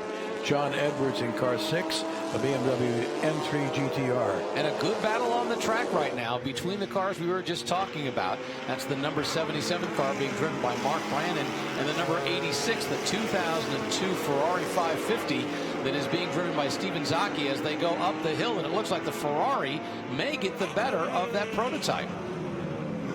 We'll watch for that as they go through, and I think he has made the pass as they start to come down through the corkscrews. So 77 car drops one more spot, and Zacchia moves into fourth in that number 86 Ferrari. Let's keep our eye on Travis Engen, too, in that number 2 2005 Audi R8 LMP. That is a very fast automobile. And interestingly enough, the car that is in 6, you see it right there, that's the sort of the white and blue car. That's a 1983 March 83G. We just see it coming up, the number 88 car. That is probably one of the oldest cars, if not, I guess the Mirage, the 82 Mirage would be the oldest. But it's interesting looking at the styling and aerodynamic changes from 1983 in that number 88 car, the white and blue with the red patches on the side. And he is being hounded right now by a 2000 Lola B2K10. Yeah, that's a great battle for 6th through about 9th between Thornton Hoyt in that 88 March you were talking about. Then the Joyner Long Lola car 18. John Edwards 6, the BMW M3, and DeFilippi in the 56 BMW M3. They are all running very close together and side by side, jockeying for position as they head up the hill. And Thornton in that car, the number 88 is moved bound, while Joyner in the number 18, the Lola, seems to be on the march. And in fact, he's already gotten by the number 77 car of Mark Brannon, that Riley and Scott Mark III. So the number 18 car, that Lola B2 K10, is on the move. Well, Craig Bennett is also on the move. He has got that car restarted and he is back on track. He has completed 3 laps, while your leader Bill Auberlen has completed 4. And Bennett right now is in the last spot of the cars that are running. He's running 21st. 21 cars are running. So let's see if Bennett can start to work his way through that pack and get a little closer to the front where he started. Bill Auberlen, as they came under the bridge and started this lap, had an 18-second lead over Spencer Trenery. Remember, that's a 1999 BMW that is solidly leading a 2006 car. And there we see the number 21 car really having a great battle. That's John Cavanaugh as he tries to go into the very last turn. And there we're finally getting a look at that the car that spun. Bennett. That was being driven by Bennett. It's back on track, as you mentioned. They were able to get him refired, and he's back out around this track. Beautiful car, the black with the green accents all over it. Craig Bennett. And he comes out of turn 11 now and up the start-finish straightaway. We'll see if he's managed to get by anybody. He was he's picked up a couple of spots. He's moved from 21st to 19th, so he is definitely working his way back up, but he has a long way to go. And even though it is a 40-minute race, not sure if he'll be able to get to that lead pack. Now that Audi is coming under attack by the Ferrari. Travis Engen in the number 2 Audi R8 LMP. Steven Zacchia in that 2002 Ferrari 550 GT 186. All over the Audi as they go down into turn 11 and come up the start-finish straightaway. Yeah, Zacchia has done a good job starting in 6th, working his way up just a few spots here and there. But he's now up in 5th spot. Travis Engen in the number 2 car, that 2005 Audi R8. And remember how Audi really just took over endurance racing during this era with just a string of spectacular racing cars that just dominated all of the endurance events. Yeah, they were dominant. And if I remember right, this Audi that Engen is driving is, I think it's a 2-liter car. It doesn't have that big a motor, but it's obviously turbocharged. Yeah, the Audi that's out there right now is actually 3,600 cc. So okay. it is not a small engine with a turbocharger, but it's amazing when you were looking at what Audi was able to do during that era. Up there right now, we've got a Porsche still behind that number 88 car, the March 83G. That BMW that is right behind it is a BMW M3 GTR, followed by a Porsche 996 RSR, and then we've got a Corvette at the tail end of that 4-car pack. Yeah, a pair of Corvettes. Garmy in the number 53 car, 11th, and Rob Morgan in 64, 2000 Chevrolet Corvette running in the 12th spot. And there we've got a pass. That BMW M3 taking on Mark Brannon right there. The number 88 car, I should say, of Thornton. And it's the John Edwards BMW M3 that has taken that position away. Moved up to 8th spot overall. It's interesting. They're showing the passing flag for these guys going through. It's like, I don't think anybody's ready to give up any positions at this moment in time. That's one flag you don't want to see. Oh, we've got some smoke coming out of the back of that number 88 car. That's the car being driven by Thornton, that 1983 March 83G. It'll be interesting to see if he's got a problem or just burning a little oil. As you had mentioned earlier, that's the 2nd oldest car out there. There's one 82 model car, but that 83 is 2nd oldest. Still doing a very great job running, looked like 9th overall the last time we looked. That's a 1983 March 83G car 88. Looking shot of the car now, looks clean going up into that corner. Looking at the back of the number 88 car, I'm going to assume he was just under a downshift. He had a little bit of smoke coming out the back, but right now he looks to be clean, and that's really what matters. Meanwhile, Bill Auberlen has pretty much completely checked out at this point. The last lap, he had a 23-second lead, which had slowly but surely built up. In fact, the previous lap had been an 18-second lead. And I think now he's in a situation where he's probably looking at closer to probably well, in fact, it's a 24-second lead. And Craig Bennett continues to work his way up through the field, now in 16th spot in that number 30 2012 Lola B1280. He's continually working his way up. A couple more laps, he'll probably be in the top 10, but the further up you get, the harder it is to pass, because those cars obviously are quicker. Well, Lauren Beggs is in a 2004 Porsche 996 RSR, and he is working hard to catch up to that number 88 car, the 1983 March 83G. And that's what's so great about these races, is to kind of imagine which car could do better at which point in time. And we've got the actual ability now to see how cars from different eras can compete against one another. Meanwhile, Craig Bennett is already up to 16th, and he's trying to work his way up even higher. He's got another car ahead of him. That number 38 car that he's passing is a back marker. It's a 1991 Nissan, and Craig Bennett has now worked his way up into 15th. And picked off one more car. I think he got the ex-Momo Porsche as he went through there. Yeah, it was unfortunate. Not only did he spin, but it looked like he wasn't able to get it refired right away on that very first lap.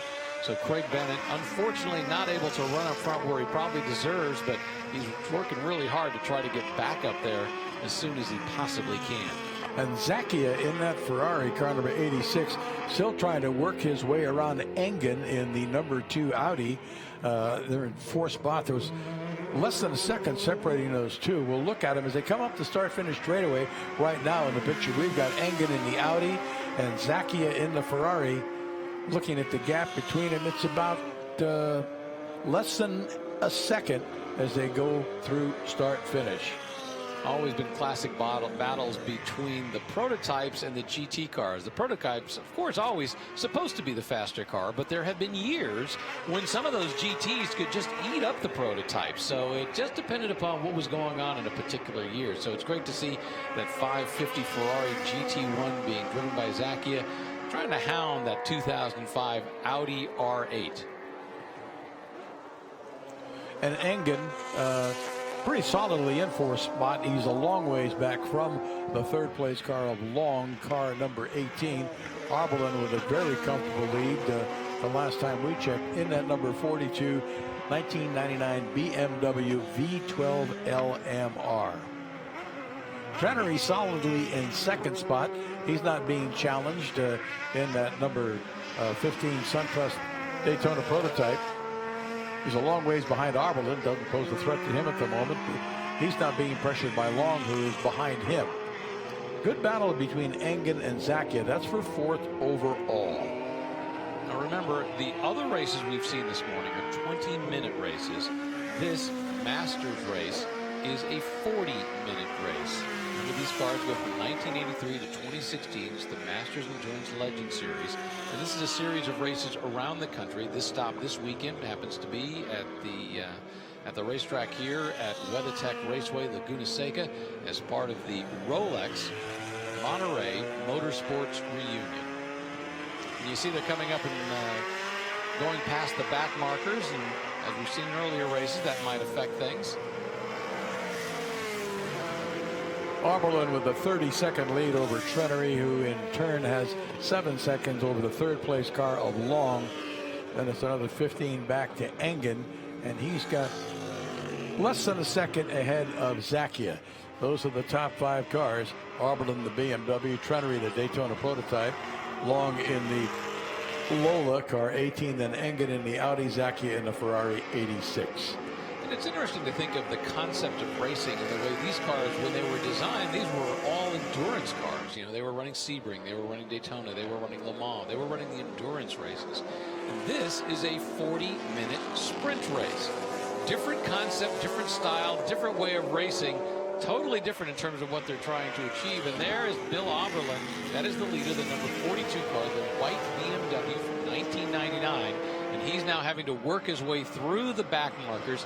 And you can see that he is about to come up and put a lap on the number 88 car being driven by Hoyt. and that is currently the 9th place car. So Bill Oberlin has reached the point where he is lapping the 9th place car on the track. And Bennett in that number 30 Lola that started up in the front is now up to 14th spot, and the next cars that he's going to encounter to pass are the Corvettes of Tony Garmy, number 53, and Rob Morgan, number 64. Bill Oberlin waves at the BMW that he went by right there. That's the one being driven by John Edwards. I think Bill Oberlin only has one speed, and that's fast. It doesn't matter whether he's in a modern race car or whether he's in a historic race car.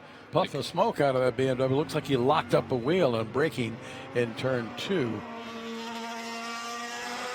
Turn signal on. Yeah, he is totally in control of this race. He has been from the very start.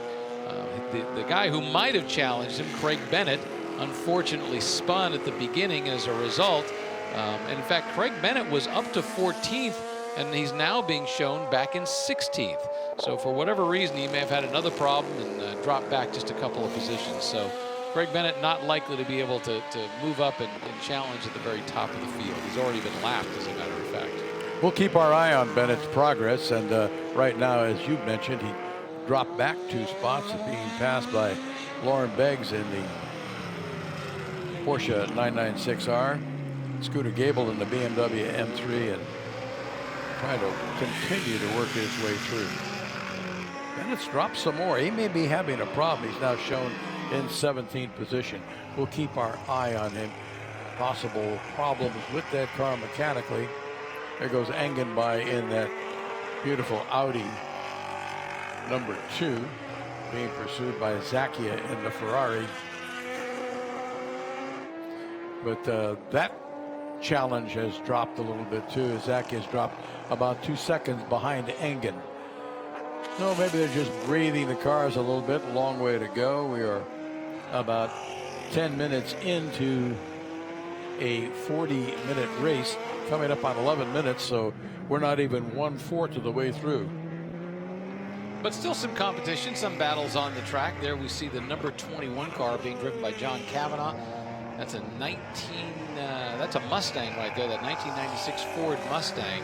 And he is about to get lapped by that number 2 car of the 2005 Audi R8. He's already been lapped by the top 3 cars, and now the number 4 car is about to go by that Mustang.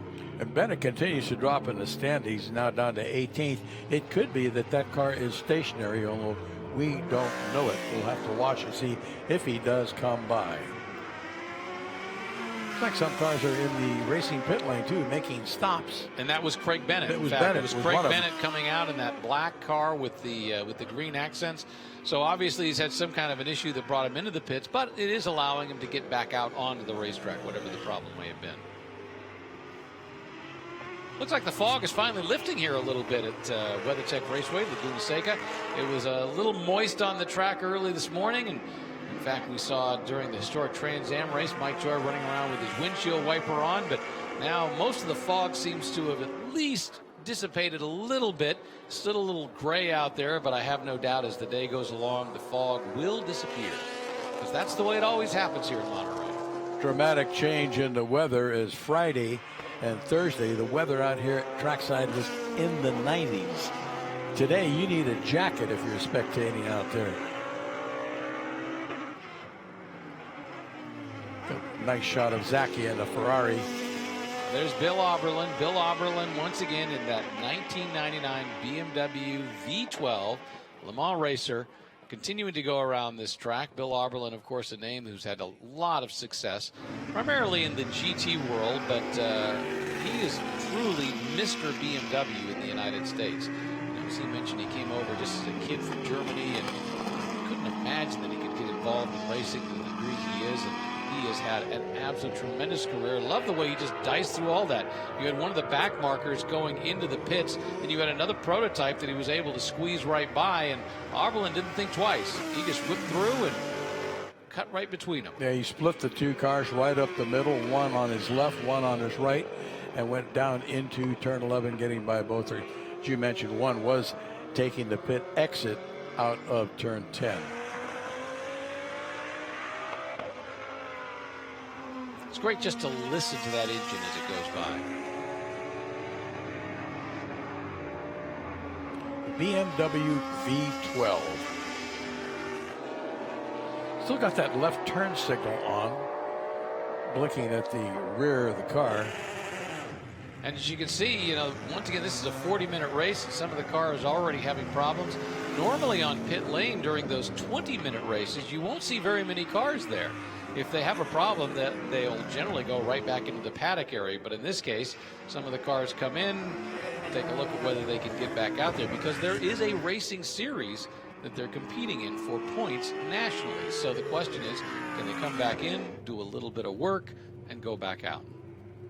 That's Bennett right behind Engen. Of course, they're not on the same lap, but this will be an interesting matchup as they come out of turn 11 and accelerate up the start, finish straight away. Engen in that number 2 Audi, Bennett in the number 30 Lola. And Bennett may try and make a move on him going into turn 1. He dives inside as they go down into the Andretti hairpin. Takes that short line. Engen goes wide, comes into the corner, but he has been passed by Bennett. So Bennett regained at least one lap from Engen as they come out of 3 and head over into turn 4. And that's really a smart move on Engen's point, because Bennett is back in the pack, and there's really no sense in racing him into turn 1. Let him go by and not challenge and not have to worry about it. Bennett now back up to 14th, and after that stop, let's see if he can continue his progress toward the front.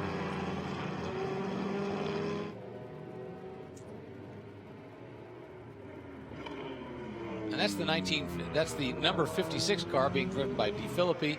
It's a 2011 BMW M3 coming up under the bridge right now as it goes underneath.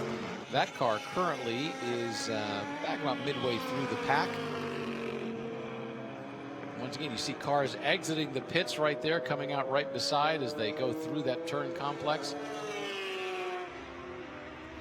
Yeah, that DeFilippi BMW is running 10th overall at the moment. DeFilippi and Plasinski, car 56.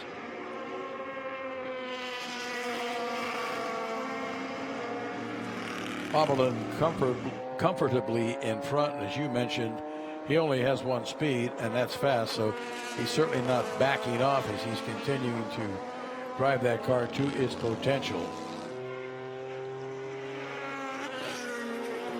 And one of the BMWs using his windshield wiper as he goes through turn 5 and starts climbing the hill up toward the corkscrew. You know, I mentioned that Oberlin was born in Germany. I think his family was. He was actually born in Redondo Beach. So I always thought of him as a Southern California guy, and that's exactly what he is. So his career started in the 1970s. He actually started as a motocross driver. Then he was able to move up into IMSA's GTU series back in the late 80s. He stayed there for about a decade or so, ultimately winning the GTU championship. And from there, he went on to a number of things. He also had one really intriguing thing he did, which was in 1996, he was the Peruvian Formula 3 champion. How's that for a little bit of a left turn during your career? How's that for some esoteric trivia? I have not followed Portuguese Formula 3 racing for a long time. Peruvian. I'm sorry. Began with a P. That's okay. Exactly. And he briefly ran in the Prototype series, the Grand Am series, but you know, he ended up, at the same time, he was still driving that BMW 325 for Turner Motorsports. There you see the number 38 car sitting in the pits right there. Not exactly the way you want your day to go when you come out at Laguna Seca and you want to be racing. That's that 1991 Nissan NPT 90 that is in the pits, unfortunately. And Craig Bennett has now moved up to 9th spot. He's inside the top 10. And the next car for him to overtake would be the DeFilippi Plasinski BMW that we talked about just a moment ago. There's the number 46 Orica. That's a 2013 FLM 09 car that's come in, had a pit stop, and had to go back out. Not sure, once again, what the issue was down there, but at the end of the day, it doesn't matter. It's a pit stop, and it slows you down. Zacchia and the Ferraris being hounded by a pair of BMWs, it looks like, as they go through there. Yeah, for a long time he seemed to be on the move, and now that number 56 car, this is for position on the track. So Zacchia right now, who's in 6th, being followed by the BMW, the DeFilippi car the number 56 car, that 2011 BMW M3 GT, right behind. And Bennett right in the mix. He's right behind that battle. He is currently in 8th spot. Zacchaeus 6th in that Ferrari, car number 86. The DeFilippi Plasinski BMW is 7th. Bennett 8th in car 30.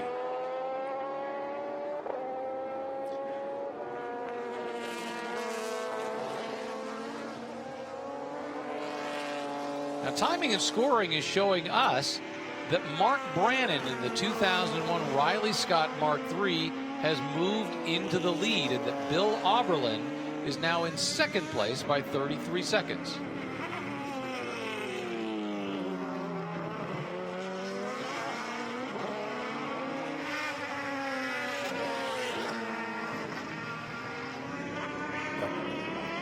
So that's the issue. They have a mandatory stop that they must do for during this series. So once again, this is a different series, a different type of race than we're going to see the rest of the day. They have to do a mandatory stop, and as a result, apparently Oberlin's come in, made his stop, and in fact, it looks like Brannon has made his stop as well. So now Oberlin is moving back into the lead.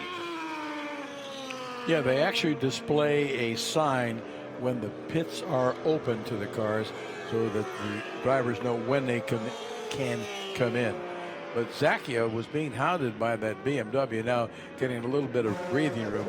He's shown in 6th place, and Oberlin shown now back in the lead in the 42 car. Mark Brannon 2nd in the 77 Riley Scott MK3. Then it's Spencer Trenery. And Mark Brannon, we can see, is in the pit right now doing his mandatory stop. They're checking tire temperature pressures, making sure everything is okay, and they'll send him back out. He's got a mandatory hold for a period of time, and then he'll go back out on the track. But that's why Bill Oberlin was in the lead, then briefly out of the lead, and now back in the lead again. And we are in the second half of this race. A little bit more than 20 minutes has gone by and less than 20 to go. So midpoint of the event, most of the cars seem to have made their pit stops or are in process of doing so. And from there on forward, it's going to be a sprint to the finish once the timing and scoring monitor sorts itself out after the pit stops have been completed.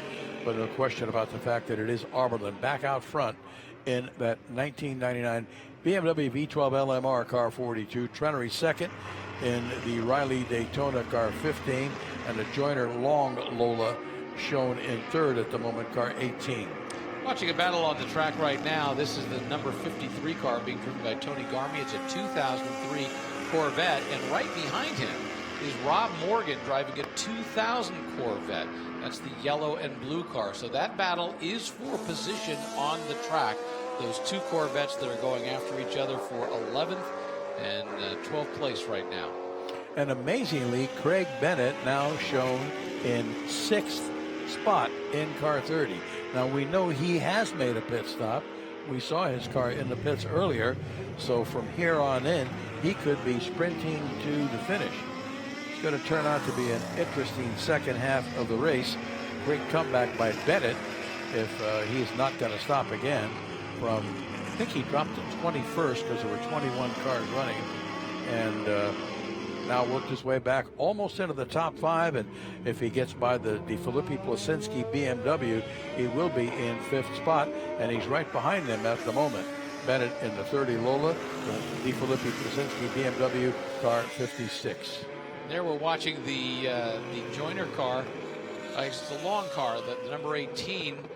That is the car that is being driven by, being driven by Long. It's a 2000 Lola B2K10 that has done a pretty good job of dicing its way through the path. But I have to point out that Bill Oberlin's lead just keeps stretching out further and further. Just a couple laps ago, he was up to about a 53-second lead after everybody else had made their pit stop. So he easily has this race, should we say, completely under control. That's the number 15 car, number 18 car being driven by, number 15 car, I should say right there, being driven by Spencer Trenery, one of the Daytona prototypes, and he is well behind Bill Oberlin at this point. And Trenery's having a good day as he came in 2nd in that race earlier this morning. and looks like he's going to be second again here in this race. Second is better than third, but it's not as good as he was sure he would have liked. That number 88 car continues to circle the track. That's the March 83G. And I tell you, we keep seeing a little bit of puff of smoke out of there as he downshifts coming through. But once again, it seems to be holding up pretty well. You know, March Engineering built that car back in 1983. March, one of the great names in racing. Obviously started by Max Mosley, Alan Reese, Graham Coker, and Robin Hurd. You know, they built some spectacular racing cars over the years, and this was one of them. I remember one of the more spectacular graphics on a March that ran in the IMSA GT series earlier was Kemper Miller's Red Lobster car. I don't know if you remember that, but the front fenders were lobster claws, and the top of the car, the top of the cockpit, was the lobster body. You know, we were talking yesterday about the fact that one of the great things about historic racing is, you know, people, rightly so, try to keep the old paint schemes. So, you know, whether it's Coca-Cola, Red Lobster, BMW, whatever it may be, they have the original paint schemes that these cars raced in. Who would have thought that when you were putting a paint scheme on a car in 1969 or 1982 or whatever it was, that paint scheme would still be popular today because of what historic racers are doing with it. And Bennett has now moved up into 4th overall behind that number 18 Joyner Long 2000 Lola B2K10 that we talked about, as he has gotten around Zacchia in the Ferrari and Travis Engen in the Audi, as well as the Di Filippi Plasinski BMW. So Bennett up to 4th overall, but a lap down at least from your race leader, Bill Auberlen. Yeah, Bill Auberlen once again in the 1999 BMW V12 LMR checked out at the beginning of the race. Craig Bennett had that spin coming out of the first complex of turns, and as a result has been trying to work his way back up. And while he's done a great job of moving his way through the field, catching up to Bill Auberlen, I think, is going to be a monumental task that I'm just not sure that can be accomplished. Remember, this is a 40-minute race. We're 34 minutes into it, just a little over 5 minutes remaining here in this race for the Masters Endurance Series. And there's Craig Bennett, the black car, green accents, 2012 Lola B1280. He's on fire going around this track, but once again, that first spin set him up for a very difficult day. You know, that paint scheme is reminiscent of the Patron tequila cars that ran in the IMSA series and the prototypes, also black and green. It's always interesting in looking at what paint schemes stand out, which ones can be seen. I always see that with drivers' helmets, particularly, especially in open wheel racing, where you see the driver's helmet so much. And the simpler the helmet, the more it stands out. Sometimes they put too much graphics on it and it kind of blends together.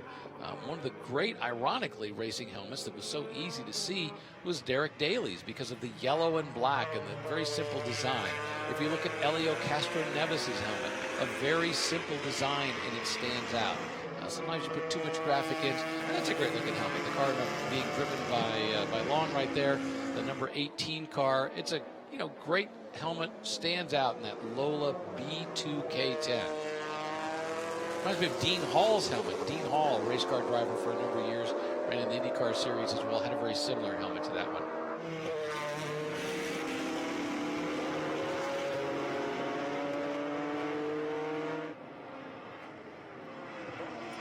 Yep, Bennett just got by Long, and he's just at the entrance to turn 7 at the top of the hill. He's got a Porsche, a Flying Lizard car that he's going to try and get by as they come down off the hill. If I'm the Flying Lizard guy, how quickly can I get out of their way? Now, granted, these two cars aren't battling for position now because Bennett has taken it and pretty much owns it. But still, you don't want to get in the way. But in endurance racing, the guys who are doing this know that. They know how to get out of the way of those faster cars. In this series, you have a little bit less of it, but it's always important to remember you've got those fast cars coming up behind you. You got to get out of the way.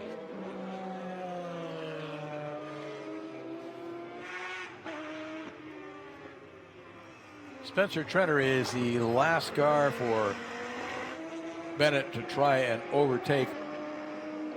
That is still on the same lap as he is. Arbolin is 1 lap ahead of, looks like, the entire field as they come through here. He's completed 23 laps. Everybody else is on lap 22 and in descending order. You know, that Lola, what a classic name within racing. Lola, you know, started back in 1958 by Eric Broadley, and it has built so many successful race cars over the years in so many different series. Yeah, I mentioned that March graphic on Kemper Miller's car, the Red Lobster car. There was also a beautiful Lola coupe Roy Woods Racing had that was spectacular. With bright the flags yellow going car, up, right? yes. Yeah, just another gorgeous car, another very, very pretty Lola, and a very successful car as well.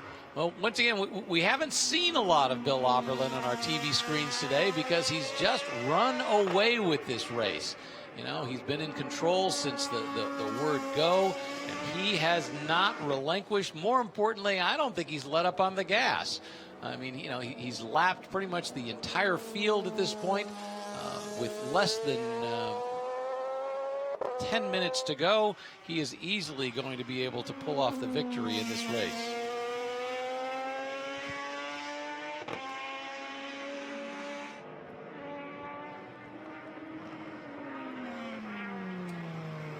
Going back to talk about Bill Oberlin, you know, his career at IMSA GTU ran from 87 to 94. He had 8 poles, 5 wins, did all kinds of great stuff. Then he moved into IMSA's GTS2 class in 1995, and he had a record 7 consecutive poles. He had 5 wins. He's won the 12 Hours of Sebring. He's done all kinds of great things in the series. And he continues to race to this day and does a great job at all levels of sports car racing. And his name has been synonymous with BMW throughout his career. Yeah, and of course, of late, he was for a number of years, he was racing with the Ray Hall Letterman Lanigan team, and then moved over to Turner Motorsports. Boy, just done a great job racing all the way for BMW. Once again, originally out of Manhattan Beach, or Redondo Beach, I should say, out of Southern California, but boy, he's been all over the world, driving with the BMW teams. Zacchia doing a great job with that Ferrari as well. Number 86, the 550 GT1. He's running 6th overall behind Travis Engen in that number 2 Audi.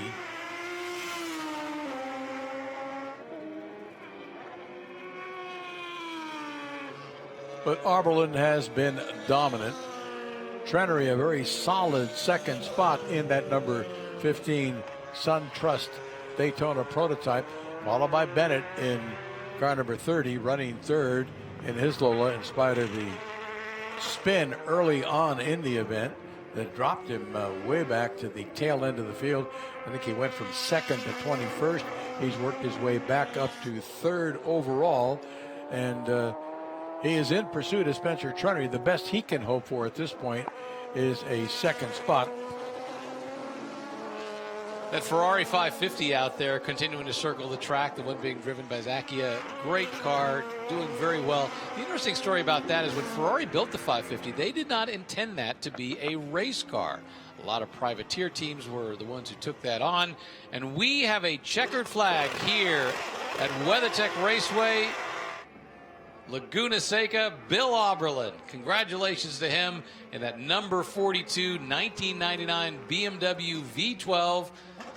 Easily dominating from the green flag all the way to the checkered flag. Laps the entire field as he gets a victory here in this race today. And he's doing burnouts around the track. He's waving to the fans. He slows the car down, then lights it up. You can see the tire smoke coming out from behind the car. He's just gone under the Mother's Bridge, now heading through turn 5 on his way up the hill, laying lots of rubber out on the track, much to the appreciation of the fans.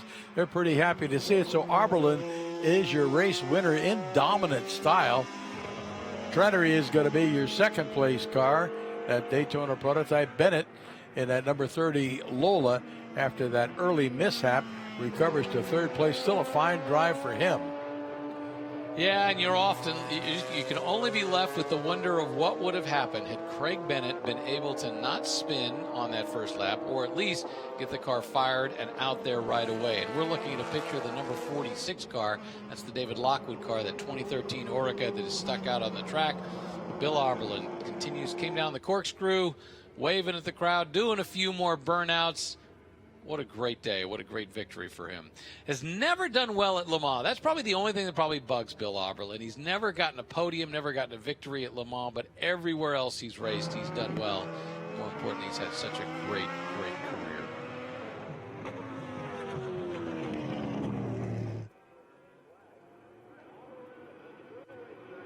Taking a quick look at some of the highlights of the race. Remember, this is that very first lap. Bill Oberlin stretched out right off the bat.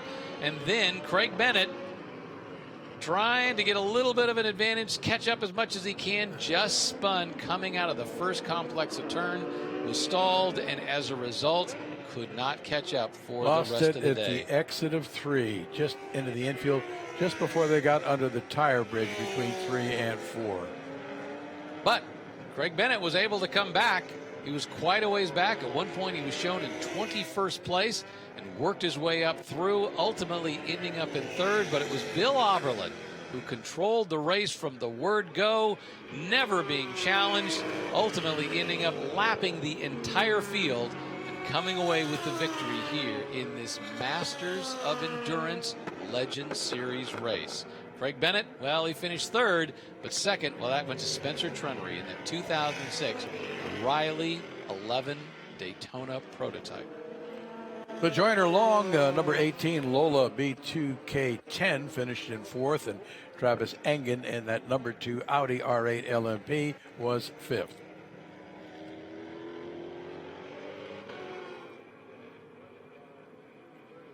So once again, congratulations to Bill Oberlin.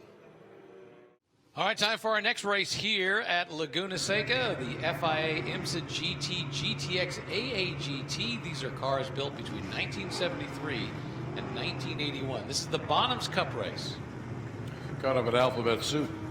Yeah, a little bit of everything.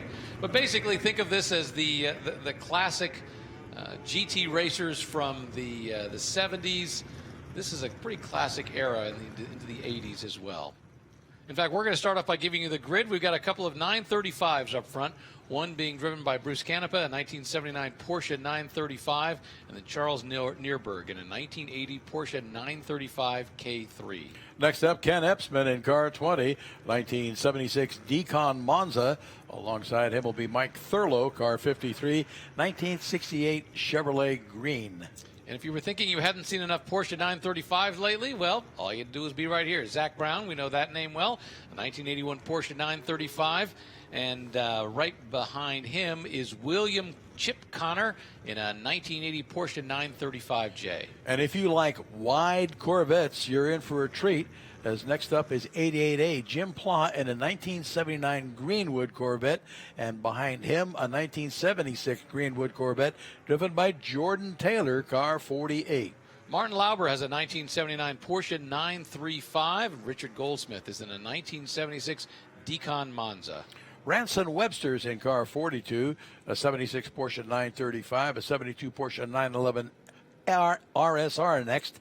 Eric Joyner, car 48X. Jeff Lewis has a 1974 Porsche 911S, and Steve Walker has a 1973 BMW CSL. 61A, Alan Benjamin, 75 Porsche RSR 3-liter, 74 Porsche 934, driven by Ernie Spada Jr., car 57. Chandler Briscoe, a 1973 BMW CSL. Brad Briscoe in a 1976 Corvette. Tommy McGlynn in car 68, 76 Porsche 934, a 76 Datsun 240Z, driven by David Martin. Alex McDowell, a 1979 Datsun 280ZX. Chris Drake is a 1976 Porsche RSR. Dennis Singleton in a Porsche RSR 1974 vintage, 77 Porsche 911. Cameron Healy, car 01. Adam Carolla, another name we know well, 1979 Porsche 935, and Al Arciero in a 1973 Porsche 911 RSR. Doug Stevens in a 75 Decon Monza, 75 Porsche RSR. Rainier Becker next up. William Lyon in a Porsche 914-6 from 1970 beside a 1975 Porsche RSR driven by Andrew Larson. Steve Schmidt, car 93, 1976 Porsche 935 K3, and Brian Redman, car 25, a 75 BMW 3-liter CSL. James Lawrence in a 77 Porsche 934-5, and Charles Christensen in a 1973 Porsche RSR. We've already got one car that's off the track. That's the number 15 car, a Corvette, being driven by Brad Briscoe. He's got some issues, and it looks like they're pushing him off the track, so he's not going to be able to see the green flag as we start this Bonhams Cup race for the 1973 through 1981 cars. Ford Johnson, 74 BMW CSL Byron Sanborn, 81 Porsche 924 GTR.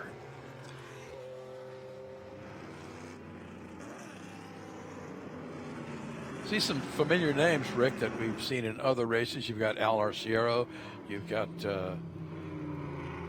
Bruce Canepa, who did such a great job in the Trans Am race. Charles Neerberg, who was running. Bill Ockerland. Well, you think about it, they're 20-minute races. They've got a great opportunity to come out without thrashing themselves around too much. And if you've got a couple of cars, it's a great way to be able to get some great seat time as well. And every driver will tell you seat time at any track is the most valuable thing you can get. So they're going to get one more parade lap behind the pace car as they go around the track here at WeatherTech Raceway, Laguna Seca. You know, I commented earlier that it's unusual to see three Maserati bird cages in one spot at one time. Same holds true for some of the cars in this event. How long has it been since you've seen three Decon Monzas together? Yeah, I think there were only about a dozen or so of them that were built total. So we have nearly a quarter of all the Decon Monzas that were ever built that are out there right now. You talk about the Greenwood Corvettes, those wide body kits that are out there, you know, which was it was interesting because some people tried to put those on the streets and they've just never had the same appeal looking at them on the street. But when they're on a racetrack, that wide body kit on the Corvette there, you see that one in the back of the pack right there as it begins to come into the turn. It just has such a great look to it. It was very effective for what it needed to do, which was to hide those great big huge tires to give them the grip that they needed to be able to perform the way they wanted to perform. Looking at our grid, we've got 4 Decon Monzas. Incredible.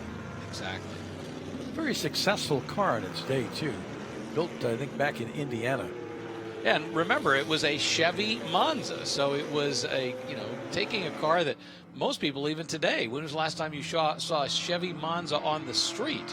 You know, even at a collector car auction, they're not cars that are generally well appreciated. But a Decon Monza in its day was a great race car. And this was not your father's Decon Monza. The engine was moved way back to improve the balance and the weight distribution in that car, and they were, again, very competitive. Canepa and Neerberg in the front row in a couple of Porsche 935s. Yeah, Mark Thurlow in a Chevrolet Greenwood right behind him.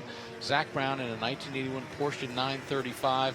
So once again, they're just forming up for the start of this race, and we're going to get a green flag as they come onto that front straightaway very soon. Pace car lights are out. That car should take the exit out of turn 10. Driver's left. There he goes, cuts across the front row, and the front row is released to the pole sitter, and they'll be looking for a green flag as they make that left-hander down in turn 11 and start to accelerate, lead the field up the start-finish straightaway here at WeatherTech Raceway, Laguna Seca. It's a pair of Porsche 935s on the lead on the front row, and Bruce Canepa takes out right off the bat, gets the lead ahead of Charles Neerberg. They are going to go in the first turn, 1, 2, and it is a Greenwood Corvette, a 1968 being driven by Mark Thurlow that's in third, but the battle behind them goes on. Yeah, a couple of Porsches battling behind that Greenwood Corvette, but Porsche's dominating the head of this field. Kenepa pulling out a decent lead already. He's got about 4 or 5 car lengths over Nürburg as they go under the tire bridge through turn 4. They'll go up that short straight that takes them under the Mother's Bridge and over into turn 5, which is a favorite passing zone. People like to dive on the inside because that got a nice bank on that corner as they start up the hill. Yeah, for a moment I thought Chip Connor was going to take a look inside of Zach Brown's Porsche, but wasn't quite able to pull it off, and so as a result he's backed off just a little bit. But now we see this field as it's strung out. Good news is it got everybody who appears to have gotten safely through turn number 1, and Bruce Canepa in that 1979 Porsche 935 has a very small lead over Charles Nürburg, but Nürburg has a Corvette in his rearview mirror. Yeah, Thurlow putting the pressure on Nürburg as they come down the hill out of the corkscrew. Just think about the difference for Canepa. He drove that Javelin, and now he's in the 935. 2 completely different cars. Yeah, vastly different creatures, both in terms of performance and in the way they handle, because this is a very, well, in terms of the handling, this car is significantly better than that Trans Am car for multiple reasons. I mean, A, this particular car is built in 1979 compared to those the Javelin, which was built almost a decade earlier, but more importantly, it's the way the chassis is built and the way it's laid out. This is a road car. This was designed to be a road car versus that pony car, which was designed for looks, for fun, and then turned into a race car. Yeah, the Trans Am car, a bit of a brute. This car has a little more finesse, so to speak. Yeah, a lot more finesse. Looking for Thurlow, still challenging Nürburg for that second spot. Can't get it done. Nürburg still hanging on in that number 70A. Canepa in the number 12 car is your race leader. Chip Connor in 88 running in the 4th spot, followed by Brown in car 18. So it's Porsche, Corvette, and 3 more Porsches. That's your top 6. Martin Lauber holding the tail end spot. And you got to give that Corvette a lot of credit, because that's a 1968 Corvette, still racing up with those guys that with cars that were built a full decade after that and designed for racing from the word go. You got to remember the Porsche 935 was really, it's not a 911 with sloping front fenders. It was designed as a race car from the word go. Look a little back further back in the pack. We've got a 1979 Datsun 280ZX, that's the number 38 car. That is going through the pack. A couple of Z cars, because the number 47 car right behind it is a 1976 Datsun 240Zs. Another couple of cars that had great racing histories in themselves. Yeah, they're battling for 18th and 19th, but they're having a battle as if they were going for 1st and 2nd. Good battles throughout the field, so don't just keep your eye on the lead out here. Look at the rest of the cars fighting amongst themselves. And there are battles all over the track. And you got to remember, we have 45 cars that started this race. One of them pulled off at the very beginning, but 45 cars in this race that all want to, even if they can't win the race, they may not be competing up front for the number 1 position, but their goal is to win wherever they can on the track. And we got a battle right now with that number 30 Porsche 1979 Porsche 935 under attack by Jordan Taylor. That's right, Wayne Taylor's son, in a 1976 Greenwood Corvette. Yeah, Martin Lauber trying to get by that Corvette as they go up the hill. And that's Ranston Webster in that pink and white Porsche behind them. That car always stands out. You see that color, you immediately know who it is. Would you paint your race car pink?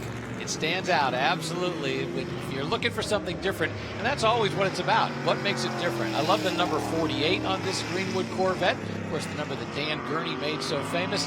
This one driven again by Jordan Taylor. Wayne Taylor's son, Ricky Taylor's brother, a great driver in his own right, driving for his father in the IMSA series, in the GTP series, now behind the wheel of this Corvette. And currently shown as running 7th overall behind Martin Lauber's number 30 Porsche 935. Meanwhile, up front, the battle for the lead with Bruce Canepa in that 1979 Porsche 935. He has almost a second lead over the second 935 Porsche, being driven by Charles Nürburg. Then it's about a 5-second gap to the 1968 Corvette, driven by Mark Thurlow. And it's another second and a half back to Connor in the 88 car. He's driving a Porsche 935J, running in the 4th spot, and Pla in 88A, the 1979 Greenwood Corvette, running 5th overall. He's about 8 seconds back from 4th place. And right now we're looking at a battle as it goes up the main straight. Number 44, a 1980 Triumph TR8, old Group 44 car.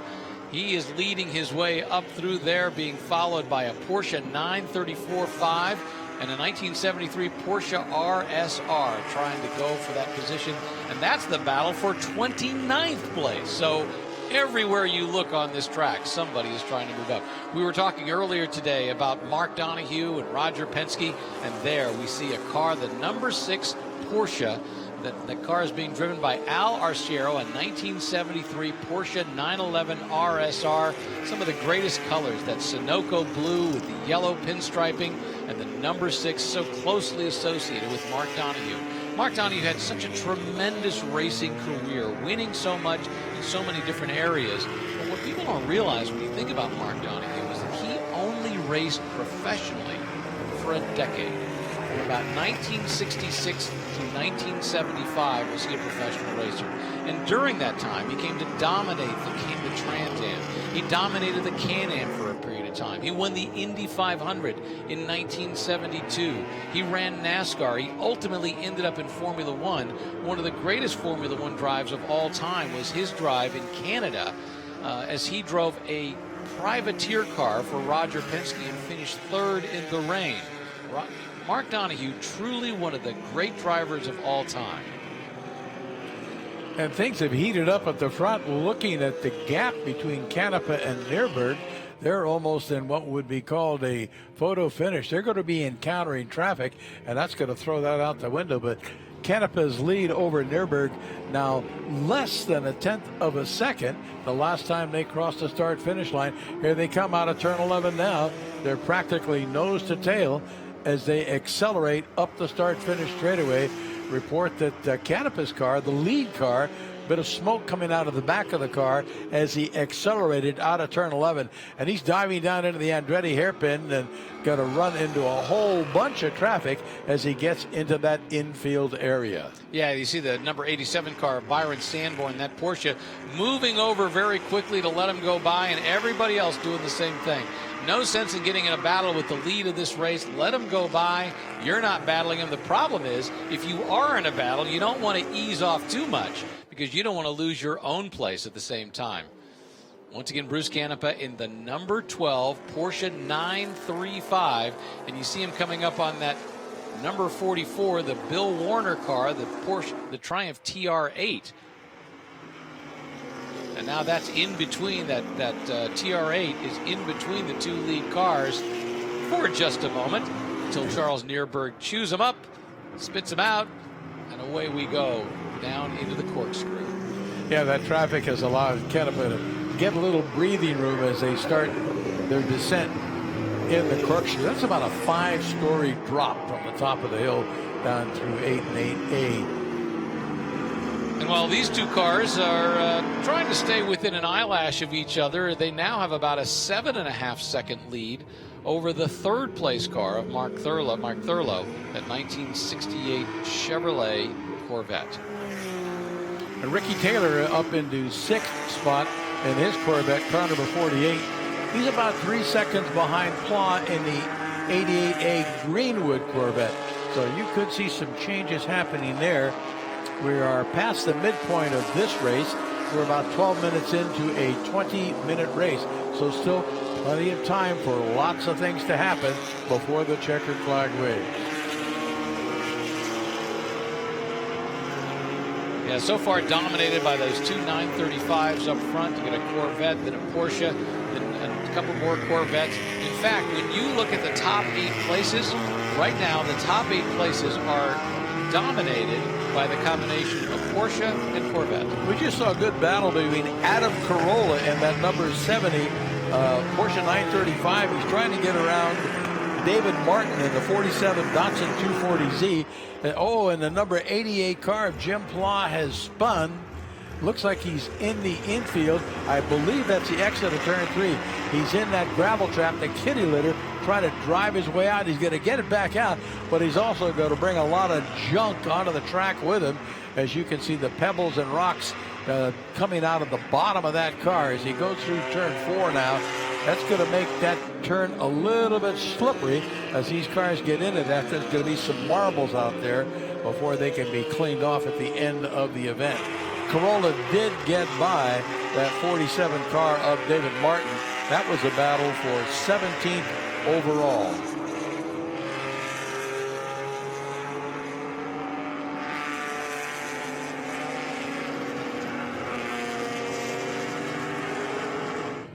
Nürburgring is doing his best to keep Canepa honest. The gap now 0.7 of a second between the first and second place cars.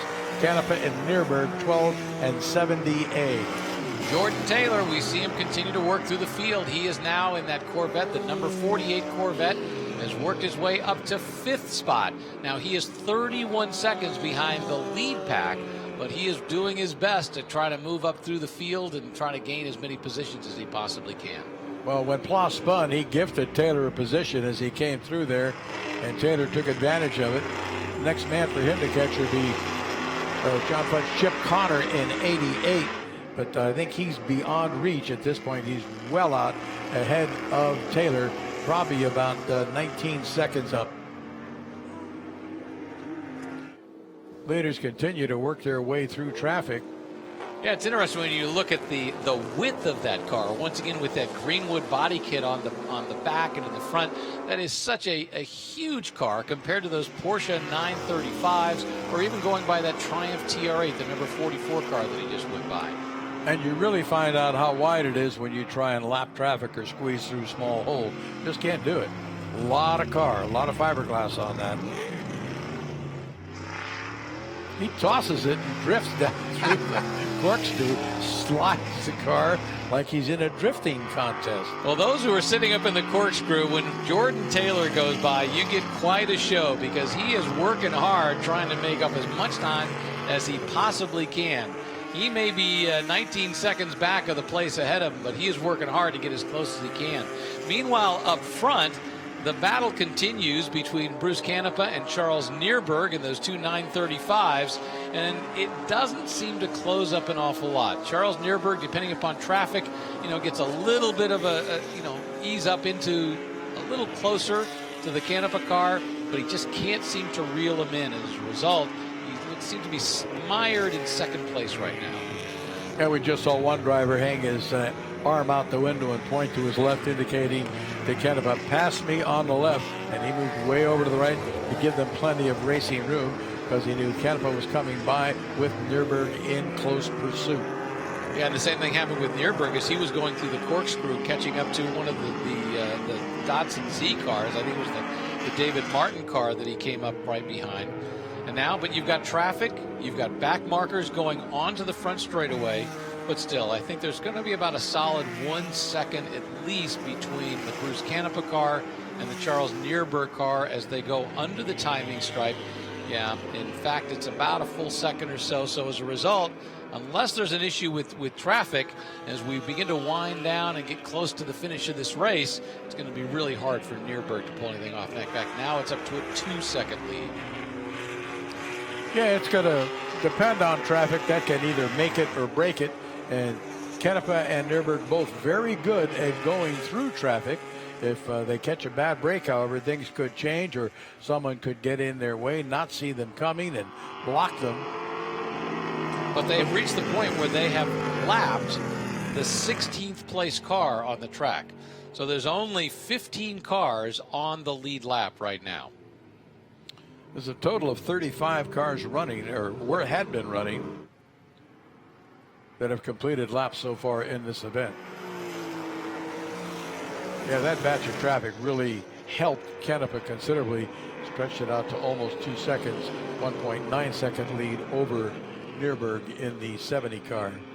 And we were talking about the Decon Monzas. If you look just ahead of Bruce Canepa, one of the number 3 cars is a Decon Monza that's out on the track right now. That's a car that's being driven by Richard Goldsmith.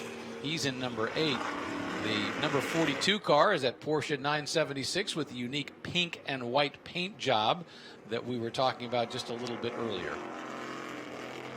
Ken Epsman's Decon Monza did not start, nor did Bill Ockerland's. So a couple of them never got the green flag for this event. Hopefully, if they've got problems or minor, and they can get those cars back out for this afternoon. And Zach Brown, who started the race, only got 2 laps in his 1981 Porsche 935 before he had to pull off. In total, it looks like we had about 10 cars that were supposed to be in this race who never took the checkered flag. A couple of them have had to call a day short just a little bit earlier, but most of them are still in the fray. Canepa stretches his lead now to 2.5 seconds as the clock ticks down on this event. The traffic has really helped Canepa, and he's moved a little bit further away from Charles Neerberg in that 70 Porsche. The Canepa, your race leader in car 12, Neerberg second in car 70, Mike Thurlow, the Corvette, 53 third, Connor in the 88 Porsche fourth, and Jordan Taylor fifth in the 48 Greenwood Corvette.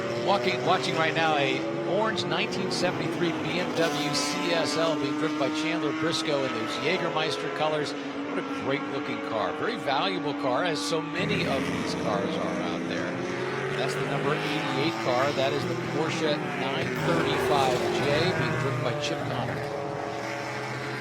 A bit of smoke coming out of that Jägermeister BMW too, I noticed, as he went down through the corkscrew.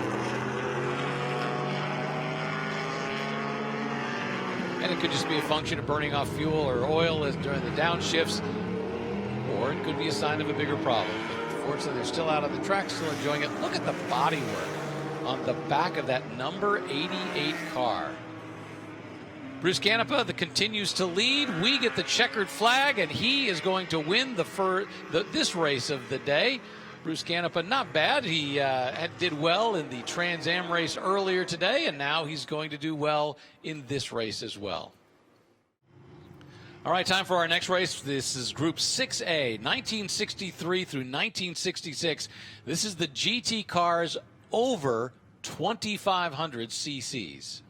And you've got a classic battle at the front, a Chevrolet Corvette 1966. Cal Kelly listed on top, 32, and Lauren Leibel in a 65 Cobra AC, car 96 alongside. The battle of General Motors and Ford. Tommy Stoyer in 75, another Corvette behind them, and Jim Gallagher alongside him. So he's got a Corvette as well in 16A. Rob Walton has a 1964 Shelby Cobra. Jeffrey Abramson in a 1964 Chevrolet Corvette. And then we get a Ferrari. This one driven by Gunnar Jeanette, classic IMSA race car driver, in a 1965 Ferrari 250 LM. Beside him, Charles McKee in a 1966 Shelby Mustang. John Chip Fudge in a 1966 Bizzarini GTA. Craig Carter in a Chevrolet Corvette. Brad Oldenbrook, car 9 Ford GT 350, and Craig Bennett in a Cobra 289, car 98. Bruce Trenery has a 1964 Corvette. Peter Reed has a 1966 Ford GT 350. Forrest Strait has a 65 Shelby GT 350, and Lynn Park is in a Shelby Cobra 289. Cars on the track now on their pace lap. Jim Cantrell driving a 64 Chevrolet Corvette. Michael Doyle, 99. 61 Jaguar E-Type. Steve Park in a Shelby Cobra 289, Shelby GT 350, driven by Lindsey Ross. Tim Park has a Cobra 289.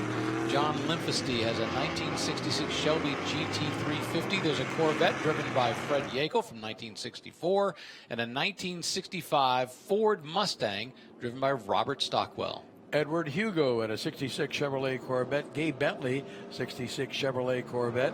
A 63 Chevrolet Corvette driven by Bruce Trenery. Gee, we've heard that name before. And Cole Britton in a 64 Jaguar E-Type. And how about a 1964 ISO Revolta GT3? That's driven by Pete Whitehead. Roland Malachowski is a 1964 Mercury Comet Caliente. Sandra McNeil has a 64 Porsche 904 GTS. Drew Alcazar has a 66 Shelby GT350. car. AC the Augustine next in a 65 Chevrolet Corvette. Then a 65 Sunbeam Tiger, driven by Stark Shelby, and Goose Kawaguchi in a 65 Shelby GT 350. I wish I had more information on that Mercury Comet Caliente. Looking at the paint job, there was one like that was built by Bud Moore for the African Safari Rally. So you wonder what the history of this one is. Yeah, I wonder if that could be the same car, because the paint scheme is the same.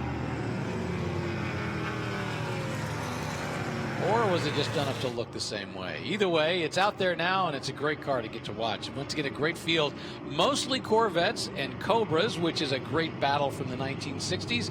But we've got some interesting other cars out there, like that Ferrari 250 LM. More importantly, that 65 Ferrari not only is an interesting car, it's also being driven by Gunnar Jeanette, an IMSA driver with some history who is a great race car driver in his own right. So it'll be interesting to see what he can do in that Ferrari 250. Lights out on a pace car. Takes the pit exit, turns it over to the front row. Kyle Kelly in the Corvette, 32. Lauren Leibel in the Cobra, 96. They go down to turn 10, make the left-hand turn, and head up the start-finish straightaway. Rest of the field behind them, they're looking for a green flag. Good, nice, slow pace. Everybody bunches up behind. Tight grouping as they get ready for the start. Coming up to the green flag, the Kyle Kelly Corvette and the Cobra right beside them. Waiting, holding back, getting the green flag, and now they're off, and it looks like that Cobra on the outside has the advantage. Better acceleration when he got into a higher gear. He just squirted by that Corvette, dove down inside the Corvette, taking the outside line. Then it looks like it's Tommy Stoyer in his Corvette trying to move himself up into second and get around Kyle Kelly's Corvette. Can't get it done as Kelly tucks in behind Lauren Leibel in that Cobra. So it's the Cobra and a pair of Corvettes. Leibel gets a little sideways coming out of turn 3, as does Tommy Stoyer as well. But the battle is on for the lead between that number 32 66 Corvette, and we've got a car getting off just a little bit. I think that was Jim Gallagher, and Tommy Stoyer, the blue and white car, is the car that got off just a little bit. The silver car, that's the one being driven by Jim Gallagher. That's the 67 Corvette as they're trying to get their way up the hill. But right now, Lauren Leibel in that 65 Cobra has the lead, and you see a drift from Kyle Kelly in the Corvette. Yeah, I'm not sure if Stoyer got pushed off or he tried to take a shortcut to see if he could move himself by Kelly into second place. Whatever, it didn't work, and he actually lost the position. As a result, Jim Gallagher was able to get by and move into third spot. Coming down through the corkscrew, Kyle Kelly in the number 32 Corvette, working it hard, trying to find different lines, and there he's going to the twin side of Lauren Leibel, but not enough to make it stick. He's trying to find a different line that might give him an advantage over Lauren Leibel, but so far hasn't been able to do that, and he's got to be careful, because if he makes a mistake, Tommy Stoyer and Jim Gallagher are right behind. Gallagher really charging in that silver Corvette, car number 75. Keep your eye on him. He's going to try and move himself into second place. In fact, it looks like he's trying to pull alongside Kyle Kelly as they go up the front straight. Can't get it done. Kelly keeps the inside line as they go into the Andretti corner, then swings across in front of Gallagher. Gallagher has to back off. Meanwhile, Lauren Leibel's building up a little bit of a lead. Not a lot, but just enough to make him feel comfortable, because the problem with Kyle Kelly is he knows he's under attack by that Corvette from behind. Although they seem to reel him in just a little bit coming out of that first set of turns. Now they're going up the hill, and let's see if he can pull him in just a little bit more. Still a very tight battle at the lead between the Cobra and the Corvettes. It's Cobra out front, Lauren Leibel, 96. And he's got 3 Corvettes right behind him before you get to Rob Walton in his Shelby Cobra, car number 10, that's running in the 5th spot. Now there's a little bit of a gap, and once again we see the Kyle Kelly Corvette slide just a little bit as it comes out of that turn going onto that backside. Now they're lining up at the corkscrew, and we saw this the last lap as well, where Kyle Kelly's trying to find a slightly different line, drifts a little bit, looks to the inside, but can't get a position on Lauren Leibel.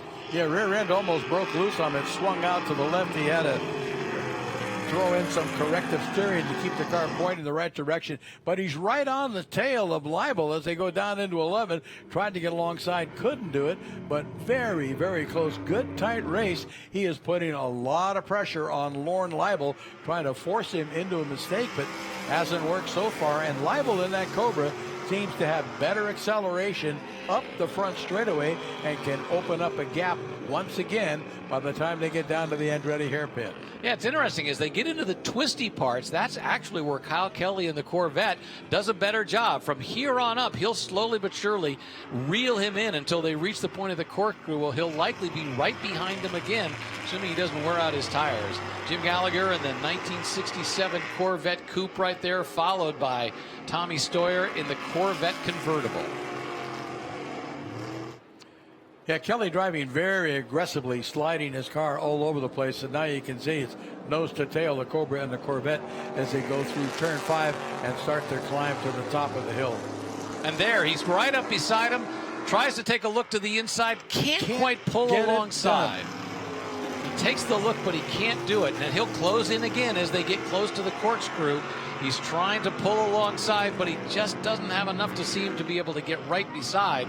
And there we've got some smoke coming out of the front tires of the lead car, that Cobra, as he has some intensive braking going into the corkscrew. And once again, Kyle Kelly hangs the tail out, coming down the hill from the corkscrew. Kelly putting the pressure on, and Leibel locked up the right front wheel.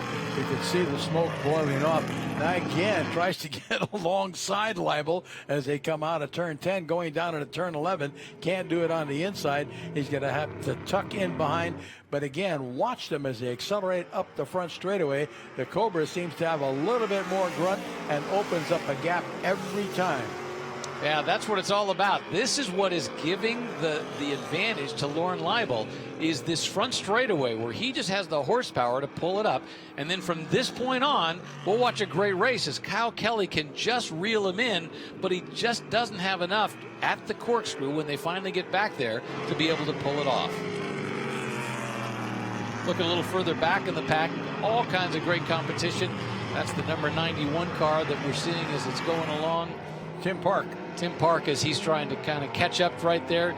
Great competition all the way through. And, you know, when you see a Cobra out on the street, I can almost always guarantee you it's not a real Cobra. When you come here, this is the real deal. Real Cobras racing the way they were meant to be raced when Carroll Shelby designed them. And Tim Park is being shadowed by Bruce Trenery in a Corvette, car number 8. That's a 1963 model. Couple of good Shelby battles going on. Shelby GT 350s battling one another. There's a pair coming through the infield right now. White with the blue stripes and red with the white stripes. Cars 15 and 59. It's Robert Stockwell in the 15 car and Lindsey Ross in the 1966 version of the Shelby GT 350. Great marriage between Carroll Shelby and Ford. All kinds of, it was a little bit of action with the number 98 car, a Cobra Coupe that got a little sideways, came off the road. Fortunately, didn't hit anything, and as a result, got back out safely. Watching the number 9 car, the Brad Oldenbrook 1966 car, as he is under attack by Charles McKee in a 1966 Shelby Mustang. Both of them doing battle here at Laguna Seca. The gap between Leibel and Kelly, the lead Cobra and the pursuing Corvette, last time they crossed the start-finish line was 1 second. It's been consistent because of, once again, that drag race. He's able to build up a full 1 second lead from the last turn up to the timing stripe as they go past the flag. But he just can't do anything else beyond that. That's the lead right there, 96. Lorne Leibel in the lead Cobra, being followed by Kyle Kelly in a 1966 Corvette convertible.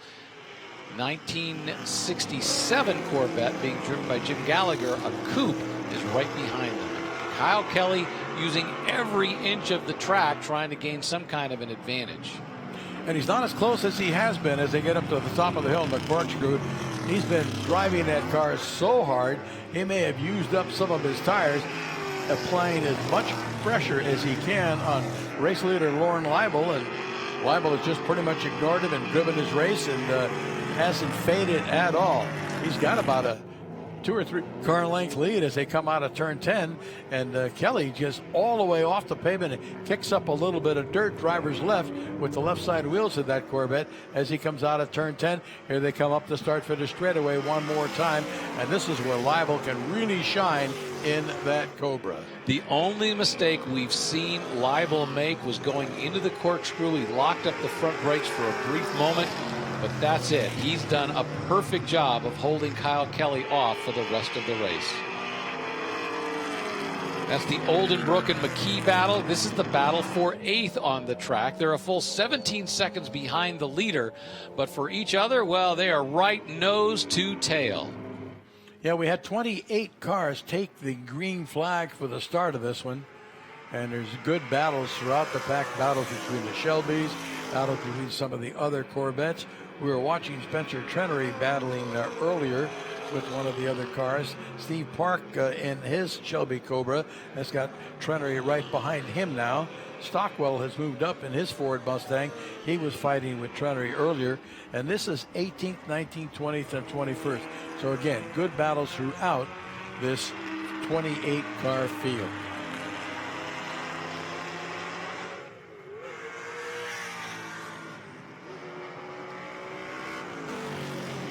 Battle of Cobras there in 91 and 97, I believe. Both the Parks, Tim Park and Steve Park, one in a 64 Shelby Cobra GT, or Cobra 289, and a 62 Cobra 289.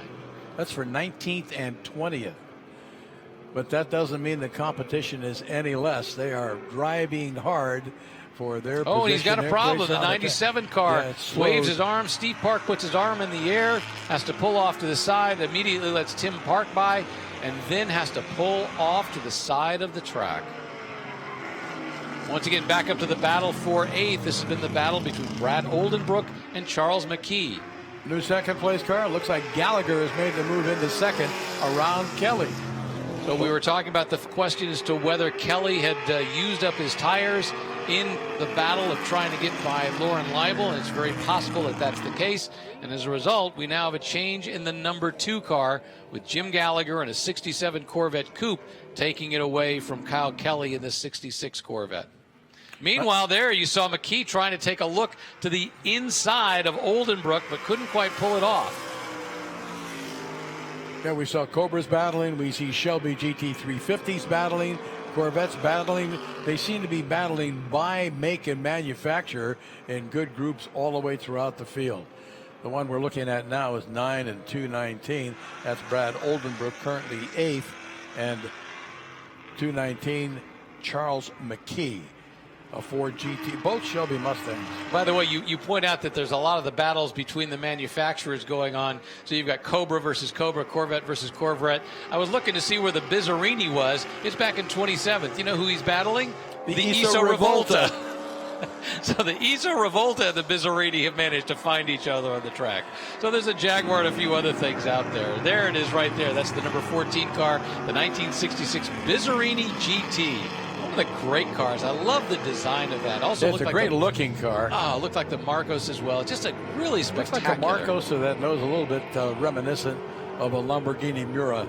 Yes, absolutely. But it was a great era for Italian designing, and that is a beautiful car. It's great to see it not only back at a racetrack, but actually competing out there. Beautiful car. Kelly has now dropped to 4th spot as Stoyer has gotten around him as well. So it's Leibel in the 96 Cobra out front, Gallagher in the Corvette 16A, second, Stoyer in his Corvette 75 third, and Kelly in the Corvette 32 running in 5th spot. Walton in his Cobra has now moved up into the top 5. That's car 10. Yeah, we're continuing to watch that number 14 car. That is the Bizzarini being driven by Chip Fudge. And behind him is the number 111 car. That's the ISO Revolta, which is a silver car. So you see that number 14 car coming up on the Corvette. Kind of a fun battle right there. And then if we hold back, Kelly. Yeah, that's Kelly. He's got serious problems. Smoke coming out from underneath the right side of the car, moves over and lets the Bizzarini go by. Boy, that's unfortunate. That's not just a case of using up the tires. He's got some serious issues. And is it smoke tire? Does he have a right front suspension No, that's problem? not tire smoke. That's something under the right front side of the car, it looks like. Yeah, he's definitely got issues, which is so unfortunate. He had such a great battle going with Lauren Leibel. There you see Lauren Leibel in the number 96 Cobra. They were battling so well, and for whatever reason, he's apparently come down with a problem. And there's second and third. That's the Gallagher car and the Stoyer Corvette as well. That's the Stoyer Corvette, the number 75, a 1965 car. I don't think it was an engine problem for Kelly because he was able to drive it around back and not too much smoke, not putting oil down on the track. He'll put it into the pits, I'm sure, and park it. Yeah, a lot of back markers they have to go through, but it's really not cutting into Lauren Leibel's lead here in this race. That 1965 Cobra, the black one, easily heading out there and not having any problem. And we're once again about 13 minutes into this race, so we're in the final third of this. You'll notice the vent at the, look at that number 16 car, the silver and black Corvette, and look at the rear window. It's not a glass rear window, it's a plexiglass rear window, and there's a vent at the very top, and that's designed to let air out so the pressure didn't build up inside. But that number 75 car, the Stoyer car, is right behind him. As a result of the back markers, he's gotten within range, he's gotten within spitting distance, and there you see, not sure what that hand gesture meant. For a moment, it looked like he said, pass me on the right side, but Stoyer went by on the left side. Stoyer hangs it out a little bit coming down the corkscrew, desperately trying to catch up to Jim Gallagher in the Corvette. Kelly drove his car so hard in pursuit of Leibel that he had some sort of a failure. We weren't sure what it was. We know that he used up his tires pretty much, but possibly a suspension failure in that car. We find out any more information on that, we will pass it on to you. But a great drive by Kelly just the same. And there he goes by. No, oh, as I saw the white. Yeah. I saw the white and red, and for a moment, or white and blue, and for a moment I thought, and then we've got a problem. We've got a side pipe hanging off that. That's the number 91 Cobra ahead about, so that's got to be a problem. Tim Park. Yeah, Tim Park, you can see it off to the left, and these guys have to be careful because the last thing you want is that thing flying off, and that's going to cause problems. I think these two Corvettes behind to see that and are trying to figure out how to safely get by.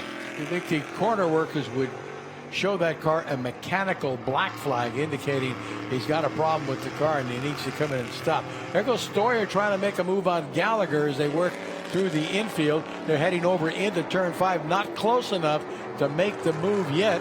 Let's see if he can do it when they get to the top of the hill. That Tim Park Cobra with the dangling exhaust pipe right behind them.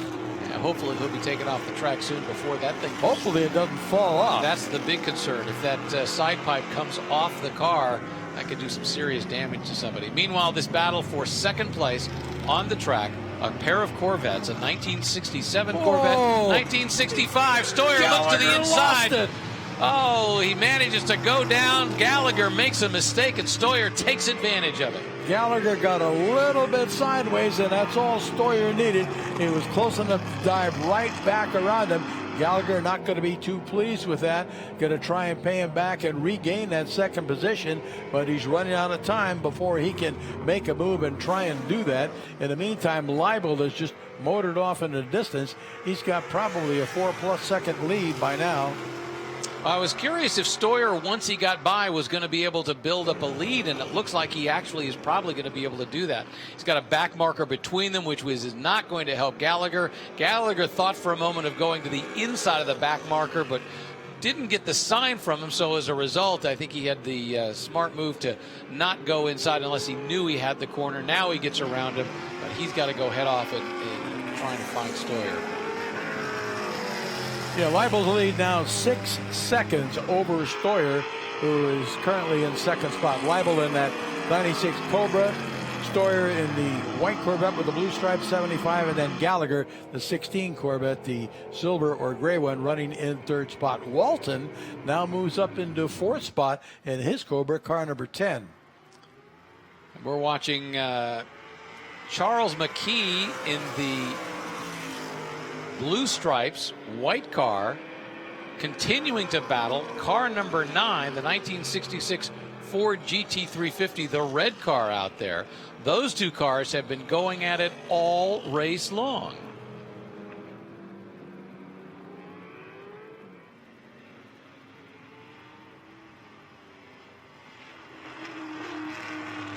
The gap between Stoyer and Gallagher, the last time they crossed the start-finish line was 1 second.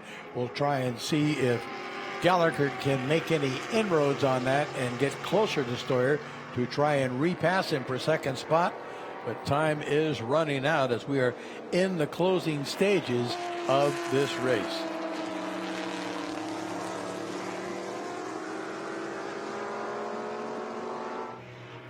I think we're at a point we may see that 1 lap to go. The next lap, Lauren Leibel has led from the beginning. Although, as we mentioned, Kyle Kelly had such a great job trying to catch up to him in the early going.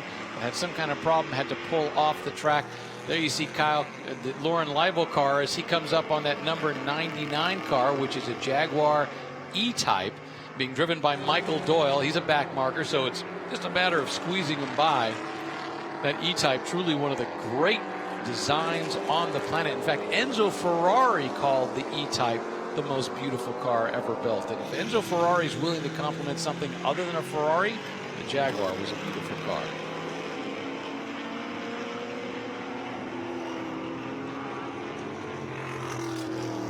As we said a little earlier, we saw Lauren Leibel at one point lock up the front tire going into this corkscrew complex. And since then, he has not put a wheel wrong, although it's a lot easier to not make mistakes when you don't have Kyle Kelly and you're all over your rearview mirror. And Stoyer has stretched his lead over Gallagher to about 2.5 seconds now, firmly in second spot. Gallagher looks like he's going to be a solid third because it's a long way back to the fourth place car, which is now Walton in that number 10 Cobra. Abramson in his Corvette now running in fifth spot. That's car number 5. And that one's followed by Gunnar Checkered Jeanette flag in a 1965 Ferrari 250 LM. And the race has come to an end with the checkered flag being given to Lauren Leibel, who ran a great race in this Cobra. Once again, fending off Kyle Kelly early on. They had a great battle. But when Kyle Kelly dropped out, had his issues, Lauren Leibel was no longer under attack. Tommy Stoyer in that 1965 Corvette comes in second. Jim Gallagher in a 1967 Corvette Coupe, having made that mistake at the corkscrew coming down the hill, will finish third. Rob Walton in a 1964 Cobra 289 is fourth. And Jeffrey Abramson in a Corvette from 1964 will finish fifth. So the top 5, 2 Cobras, 3 Corvettes. And Gunnar Jeanette finishes sixth in that Ferrari 250 LM, car number 526, followed by Brad Oldenbrook in the number 9 66 Ford GT350, first of the Shelbys. Charles McKee, 8th in car 219, another Shelby Mustang, and a Chevrolet Corvette of Craig Carter, 9th car 31. Peter Reed and another Ford GT350 in car 18 completes the top 10. Time for the last race of the morning before we take our lunch break here at WeatherTech Raceway, Laguna Seca, all part of the Rolex. Too many words here today.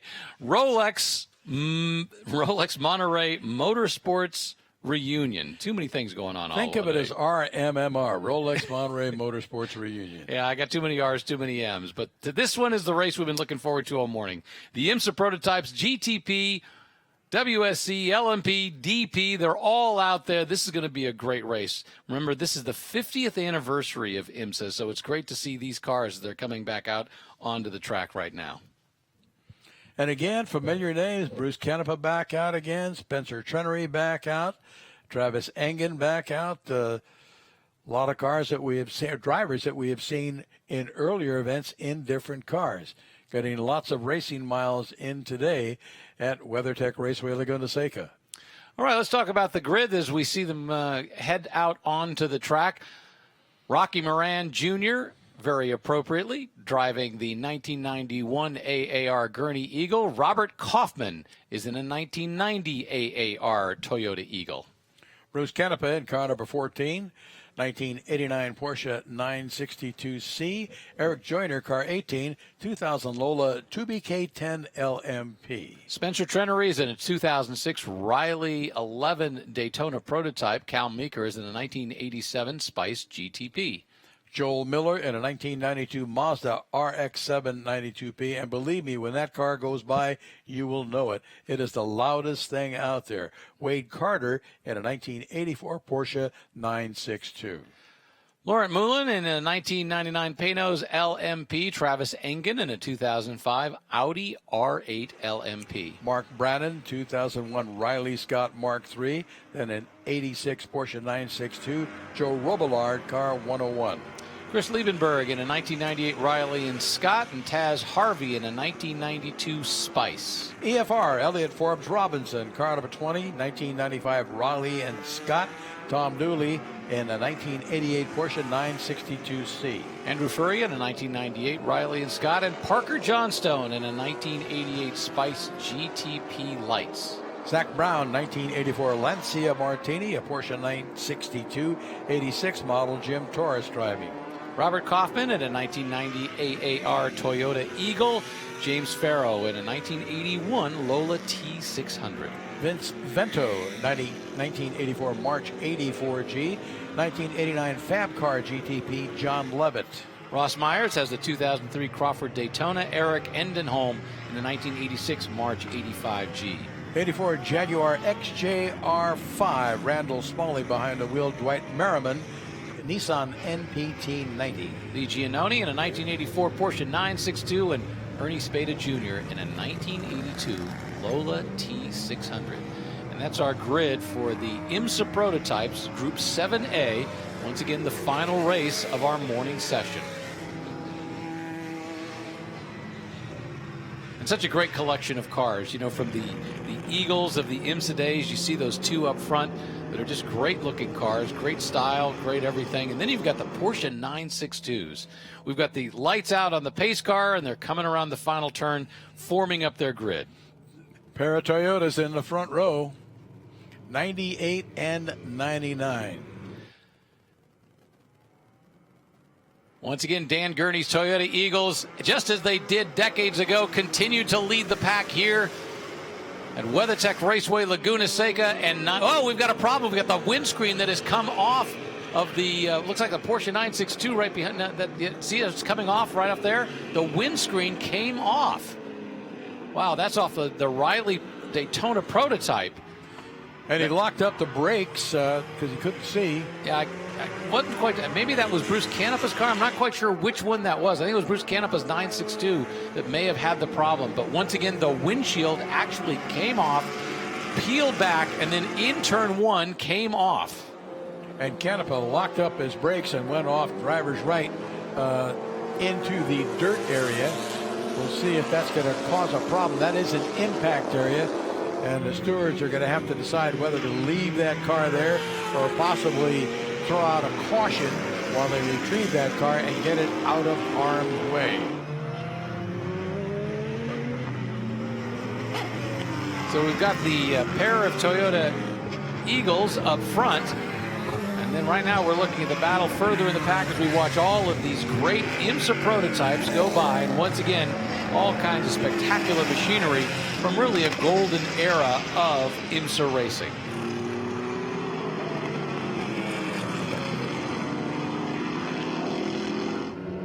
And it's everything from the oldest stuff we see out here from the early 80s all the way up through 2006. Spencer Trenery driving that 2006 Riley Daytona prototype.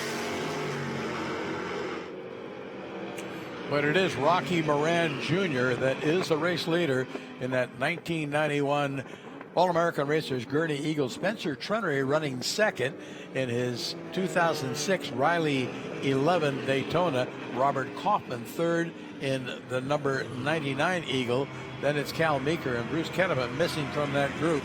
And we've got a yellow flag on the track. We're in a yellow flag situation because of that problem that Bruce Canepa had going into the first turn. They've got some track vehicles out there, so everybody has packed up. And as a result, they're going to pull that car off. That was funny. You could actually see one of the drivers waving at us as he went by. Lovely looking once again at these cars. That's a Porsche 962, that number 10 car being driven by Jim Torres. And we're going to take a look at what happened. Remember, once again, Bruce Canepa, there you see in the Canon 962, you see the windscreen peel off, and then right about here, it is actually going to come off.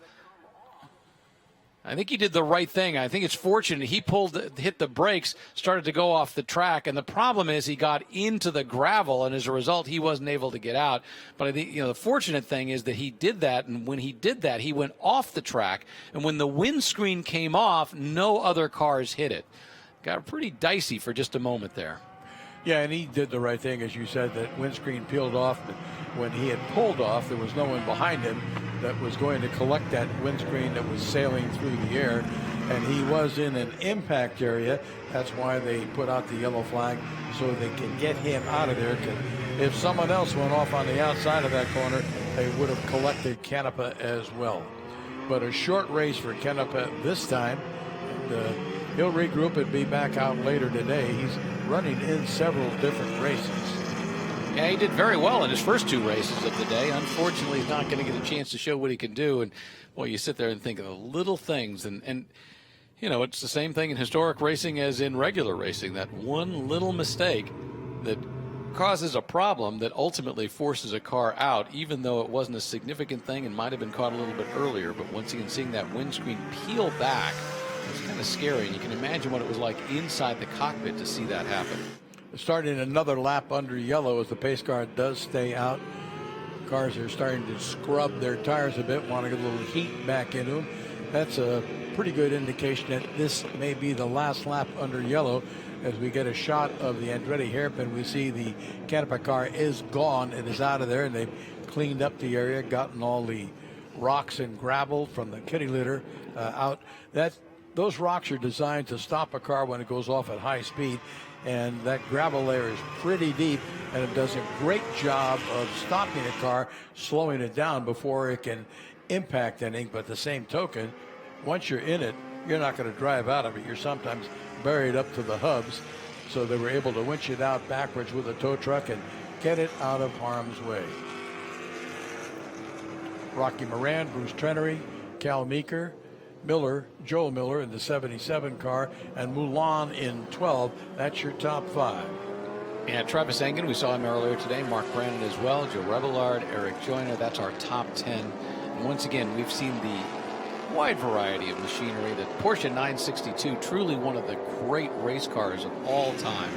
Think about how it dominated so many different series during its era, whether it was the 962C, which was the World C Cup version of it, or whether it was the American Group C version, or whether it was the American version, those Porsche 962s well. But right now, first and third are those Toyota Eagles, which came out of Dan Gurney's shop, being driven by Juan Manuel Fangio II and Parnelli Jones' son, P.J. Jones. They dominated during their period in time when they were racing, winning 21 of 27 races. The argument could be made that they scared everybody off, but I think the reality was that was the end of the prototype era, and they were willing to hang on. All right, time to go green flag racing again at WeatherTech Raceway, Laguna Seca. They're giving a green flag to the Toyota being driven by Rocky Moran Jr. He goes into the first turn. And the question is, yep, it looks like that second car, the Robert Kaufman Toyota, is going to squeeze by Spencer Trenery in the Riley Daytona Prototype Coupe. And now we have Toyotas 1 and 2 here at Laguna Seca. Followed by Trenery in that Daytona Prototype Coupe. They come by, and then I believe it's the Porsche 962. Oh, no, that might be the Spice that's running behind him as they come out of there. And there's the Mazda RXP prototype. They built two of those cars. One of them burned to the ground in a fire, and that was the only one left. I remember Pete Halsmer drove the car when it was new. Mazda had a big problem with heat coming off of the engine of that car. They had all kinds of problems when they were first developing it. And in fact, they had to build a special exhaust system to try to maintain and contain the heat off of that Mazda prototype. So heat was always a huge issue with the Mazda prototype when it first came out and was racing in IMSA GTP. Now he's got that Riley in his sights, looks to the inside, can't quite pull off the pass, but he's going to be close enough. Let's see what the drag race is like going up the hill. Nope.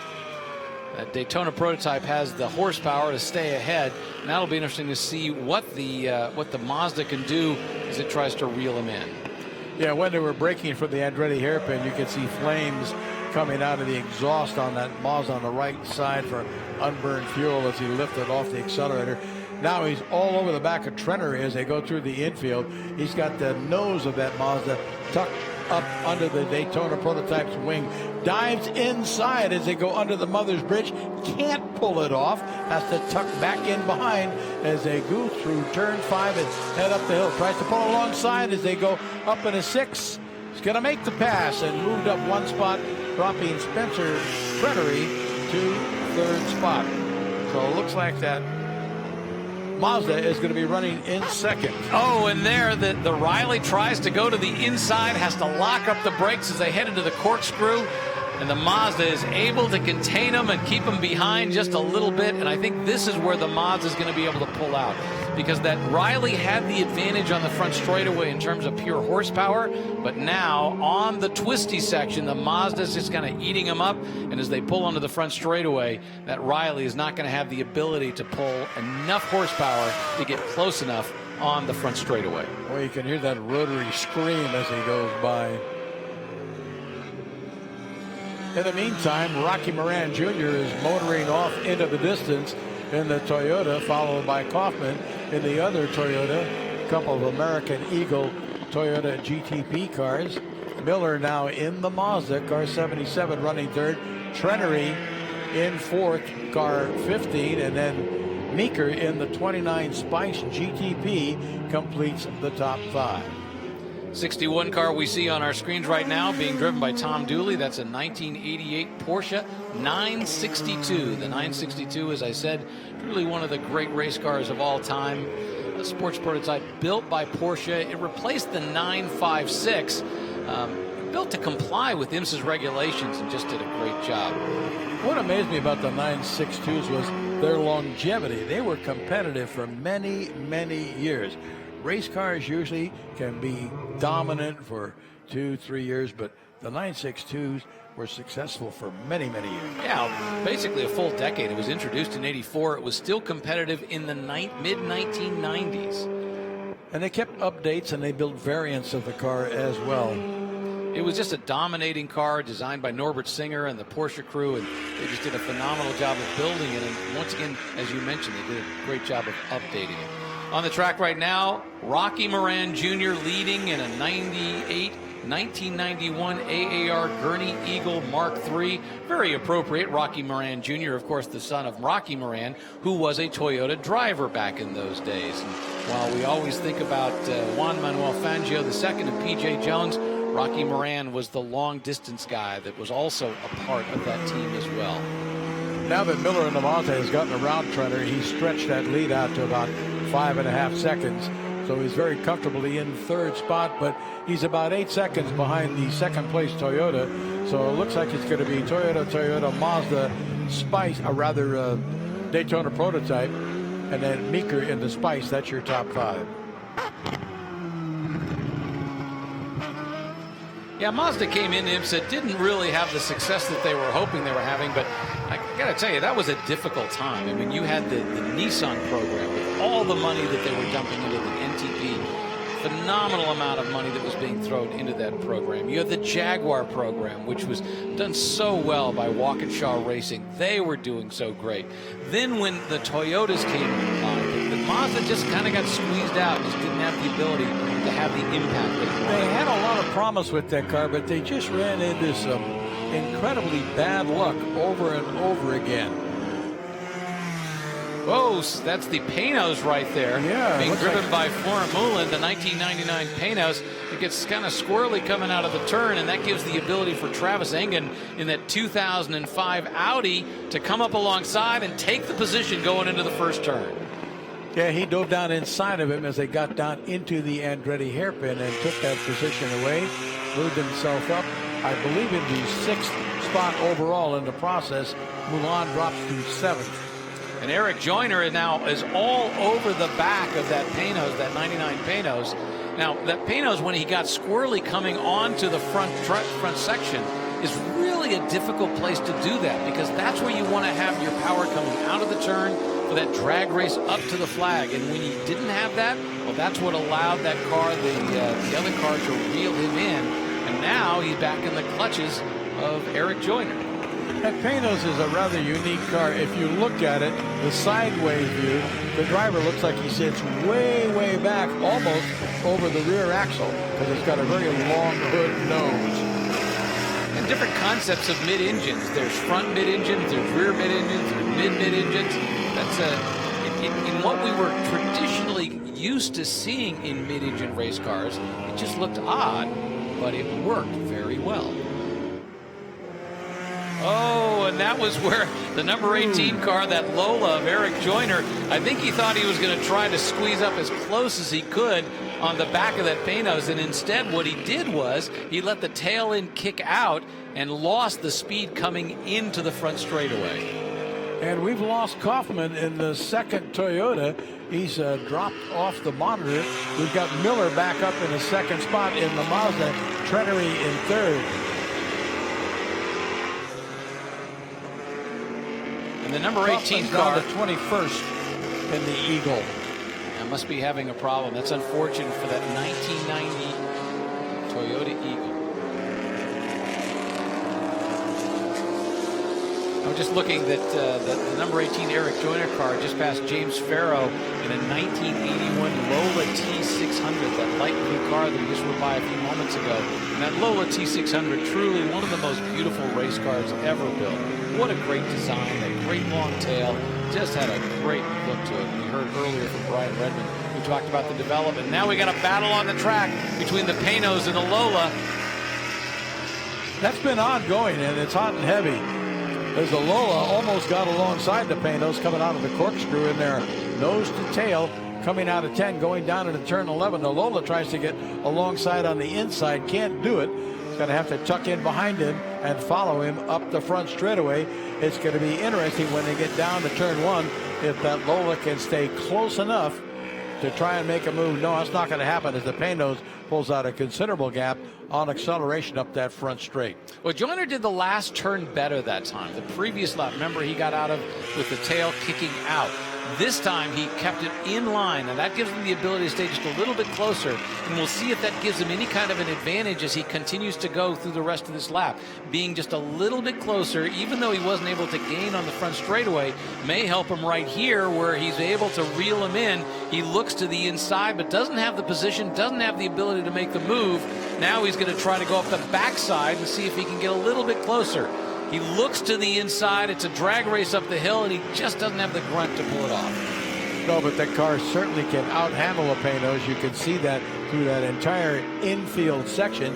But when it comes to power, the Panos has the advantage. The Lola can close up, get alongside, but just can't get far enough ahead to make the move and get around him. Yeah, coming down through the corkscrew, going down through the backside, that 5-story drop we were talking about. And then they'll come onto that front straightaway, and the goal once again is to make sure that they can be as close as he can, not let the rear end kick out, so he can be as close as he can, so as he gets further down the line, further into this lap, he may be able to take advantage. But right now, we haven't seen a place on the track where that number 18 Lola can reel him in.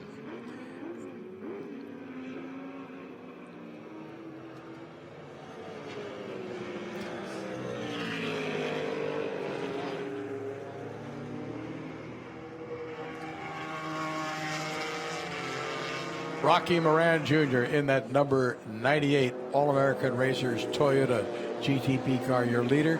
Got 17 seconds in hand over Joel Miller in the 92 Mazda RX-7 92B. It's car 77A. Then Spencer Trenery third in that 2006 Riley 11 Daytona car 15. Cal Meeker in the 87 Spice is right behind him in car number 29. Spencer Trenery having a pretty good day as well. Exactly. You know, it's interesting also watching the battle on the track right now. between Cal Meeker and that 1987 Spice. We see it on our screens right now, the number 29 car. And then right behind him was the number 12 car, or I should say the number 2 car, being driven by Travis Ingen in the 2005 Audi R8. For a while they were battling kind of nose to tail, and then they got a little back marker in between them that I think slowed Travis down. But I think Travis is going to work really hard to try to reel in that Spice. And it's interesting looking at the technology again between a 1987 Spice GTP car and a 2005 Audi R8.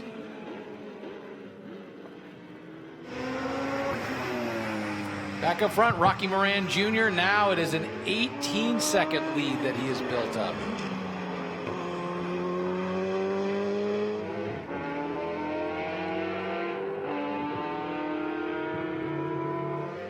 So I remember one time being at Sebring, and we were doing the live broadcast for ESPN at the time, and there was a problem. Hey, we've got a checkered flag that comes out for Rocky Moran Jr. We'll tell that story on another day, because Rocky Moran Jr. with an 18-second lead is going to win the final race of the morning here at WeatherTech Raceway, Laguna Seca, following in his father's footsteps, driving in the number 98 car here on the Laguna Seca racetrack. And our timing and scoring is going to show Robert Kaufman in the 1990 AAR Toyota Eagle Mark III. He's coming in second. Joel Miller in the 1992 Mazda RX-7 92P. Spencer Trenery in the 2006 Riley Daytona Prototype. And Cal Meeker in that 1987 Spice GTP rounds out the top 5. Travis Engen scored 6th in the number 2 2005 Audi R8 LMP, followed by Eric Joyner in car 18, 2000 Lola 2BK10 LMP. Florent Moulin in car number 12 finishes in 8th. That's the 1999 Panos LMP. All right, take a quick look at some highlights from this race. And once again, from the word go, Rocky Moran led the way. But the big problem was Bruce Canepa and his 962C. The windscreen came off. He was able to get off the track before it completely separated from the car. But that caused a yellow flag situation for the first couple laps. And as a result, well, we were under yellow. Once we went racing again, Rocky Moran spirited off into the lead of the race.